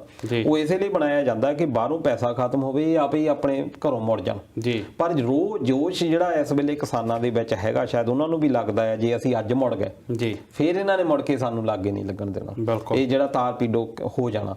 ਇਸ ਕਰਕੇ ਲੰਬਾ ਜ਼ਰੂਰ ਹੋ ਸਕਦਾ ਆ, ਪਰ ਮੈਨੂੰ ਲੱਗਦਾ ਹੈ ਕਿ ਅਖੀਰ ਨੂੰ ਸਰਕਾਰ ਨੂੰ ਝੁਕਣਾ ਪੈਣਾ। ਬਿਲਕੁਲ ਬਿਲਕੁਲ, ਜਿਸ ਤਰੀਕੇ ਨਾਲ ਆਪਾਂ ਅੱਗੇ ਵੀ ਗੱਲ ਕਰਦੇ ਕਿ ਜਿਸ ਤਰੀਕੇ ਨਾਲ ਇਸ ਸੰਘਰਸ਼ ਦੀ ਲਾਮਬੰਦੀ ਕੀਤੀ ਗਈ ਹੈ, ਜਿਸ ਤਰੀਕੇ ਨਾਲ ਇੱਕ ਕੰਟਰੋਲਡ ਤਰੀਕੇ ਦੇ ਵਿੱਚ ਇਸ ਦੀ ਅਗਵਾਈ ਕੀਤੀ ਜਾ ਰਹੀ ਹੈ, ਇਹਨੂੰ ਇੰਨੀ ਦੇਰ ਤੋਂ ਚੱਲਦੇ ਏਡੇ ਵੱਡੇ ਰੋਹ ਨੂੰ ਇੱਕ ਸ਼ਾਂਤਮਈ ਢੰਗ ਨਾਲ ਚਲਾਉਣਾ, ਉੱਥੇ ਜਿਹੜੀ ਆ ਉਹਨਾਂ ਦੀ ਜਿਹੜੀ ਸ਼ਲਾਘਾ ਕਰਨੀ, ਚਾਹੇ ਕਿਸਾਨੀ ਆਗੂ ਹੋਣ ਚਾਹੇ ਵਲੰਟੀਅਰ ਹੋਣ, ਜਿੰਨੇ ਵੀ ਜਾਣੇ ਉੱਥੇ ਰਲ ਮਿਲ ਕੇ ਸੇਵਾ ਕਰ ਰਹੇ ਆ ਉਹਨਾਂ ਦੀ ਸ਼ਲਾਘਾ ਕਰਨੀ ਜ਼ਰੂਰ ਬਣਦੀ ਆ। ਤੇ ਇੱਥੇ ਦਲਜੀਤ ਜੀ ਇੱਕ ਮੈਂ ਨਾਲ ਦੀ ਨਾਲ ਸੂਚਨਾ ਜ਼ਰੂਰ ਦੇਣੀ ਚਾਹੁੰਦਾ ਕਿ ਕੱਲ ਕਿਸਾਨ ਸੰਘਰਸ਼ ਕਮੇਟੀਆਂ ਜਿਹੜੇ ਕਿਸਾਨ ਆਗੂ ਆ ਉਹਨਾਂ ਵੱਲੋਂ ਇੱਕ ਵੈਬੀਨਾਰ ਜਿਹੜਾ ਆ ਉਹ ਕਰਾਇਆ ਜਾ ਰਿਹਾ। ਉਹਨਾਂ ਨੇ ਇੱਕ ਜ਼ੂਮ ਦਾ ਜਿਹੜਾ ਉਹਨਾਂ ਵੱਲੋਂ IT ਸੈੱਲ ਬਣਾਇਆ ਗਿਆ ਸੀ, ਜਿਹੜਾ ਕਿਸਾਨ ਏਕਤਾ ਮੋਰਚਾ ਇੱਕ TV ਚਲਾਇਆ ਗਿਆ, ਉਹਨਾਂ ਵੱਲੋਂ ਇੱਕ ਲਿੰਕ ਭੇਜਿਆ ਗਿਆ ਜ਼ੂਮ ਦਾ ਕਿ ਜਿਹਦੇ ਵਿੱਚ ਪਹਿਲੇ ਜਿਹੜੇ 10,000 ਮੈਂਬਰ ਆ, ਜਿਹੜੇ 10,000 ਜੁੜਨਗੇ, ਉਹਨਾਂ ਨੂੰ ਸਿੱਧੀ ਗੱਲਬਾਤ ਕਿਸਾਨਾਂ ਨਾਲ ਸਿੱਧੇ ਸਵਾਲ ਜਵਾਬ ਕਰਨ ਦਾ ਮੌਕਾ ਮਿਲੂਗਾ।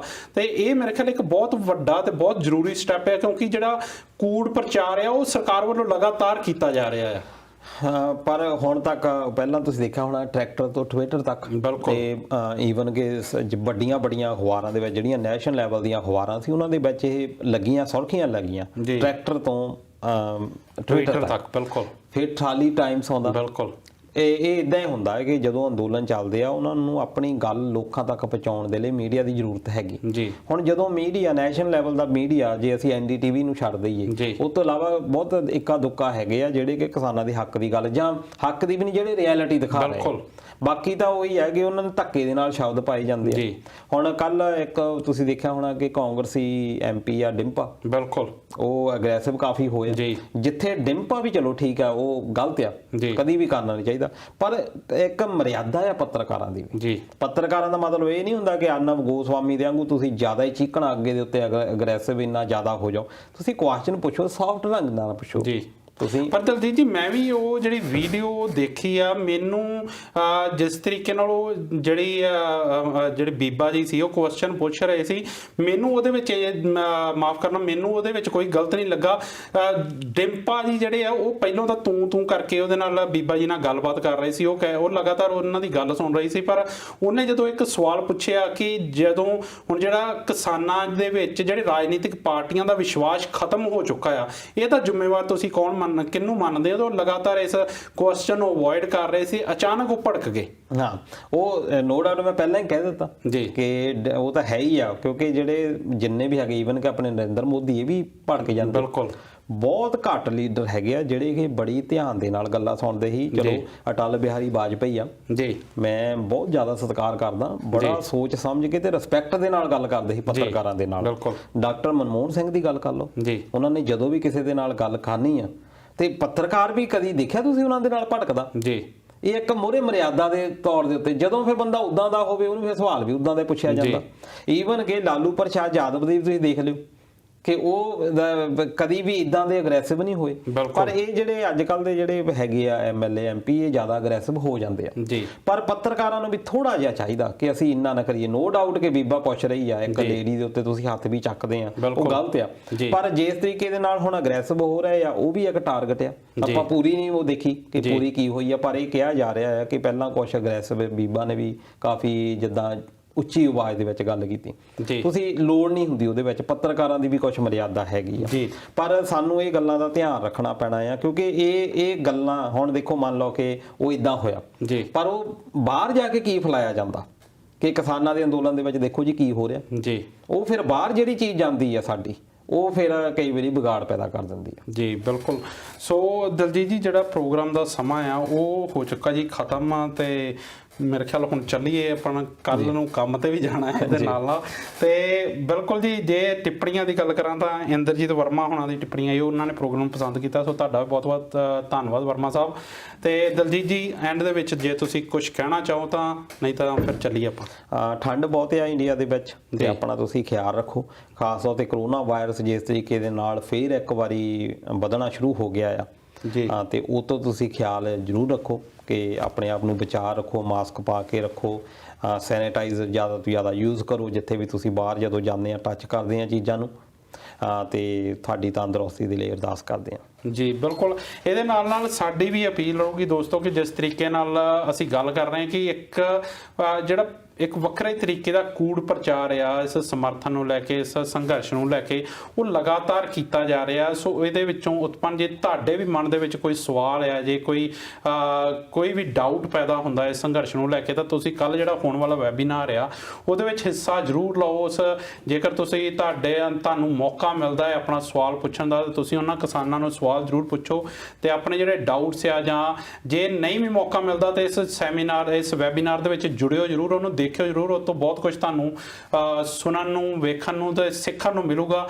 ਸੋ ਇਹਦੇ ਨਾਲ ਨਾਲ ਦੋਸਤੋ ਜਿਹੜਾ ਸਮਾਂ ਆ ਉਹ ਪ੍ਰੋਗਰਾਮ ਦਾ ਖਤਮ ਹੋ ਚੁੱਕਾ ਜੀ। ਤੁਸੀਂ ਇਸ ਪ੍ਰੋਗਰਾਮ ਦੇ ਵਿੱਚ ਜੁੜਦੇ ਹੋ ਉਹਦੇ ਲਈ ਬਹੁਤ ਬਹੁਤ ਧੰਨਵਾਦ। ਜੇ ਗੱਲਬਾਤ ਚੰਗੀ ਲੱਗਦੀ ਤਾਂ ਇਹਦੇ ਲਈ ਇਸ ਪ੍ਰੋਗਰਾਮ ਨੂੰ ਅੱਗੇ ਸ਼ੇਅਰ ਜ਼ਰੂਰ ਕਰਿਆ ਕਰੋ ਤੇ ਨਾਲ ਦੀ ਨਾਲ ਸਾਡਾ YouTube ਚੈਨਲ, ਸਾਡੇ Facebook ਪੇਜ ਨੂੰ ਜ਼ਰੂਰ ਸਬਸਕ੍ਰਾਈਬ ਕਰੋ। ਹੁਣ ਦਿਓ ਇਜਾਜ਼ਤ, ਜੁੜੇ ਰਹੋ ਇੱਦਾਂ ਹੀ ਇੰਡਸ TV ਆਸਟ੍ਰੇਲੀਆ ਦੇ ਨਾਲ। ਮਿਲਦੇ ਹਾਂ ਅਗਲੇ ਹਫਤੇ, ਤਦ ਤੱਕ ਲਈ ਪਿਆਰ ਭਰੀ ਸਤਿ ਸ਼੍ਰੀ ਅਕਾਲ।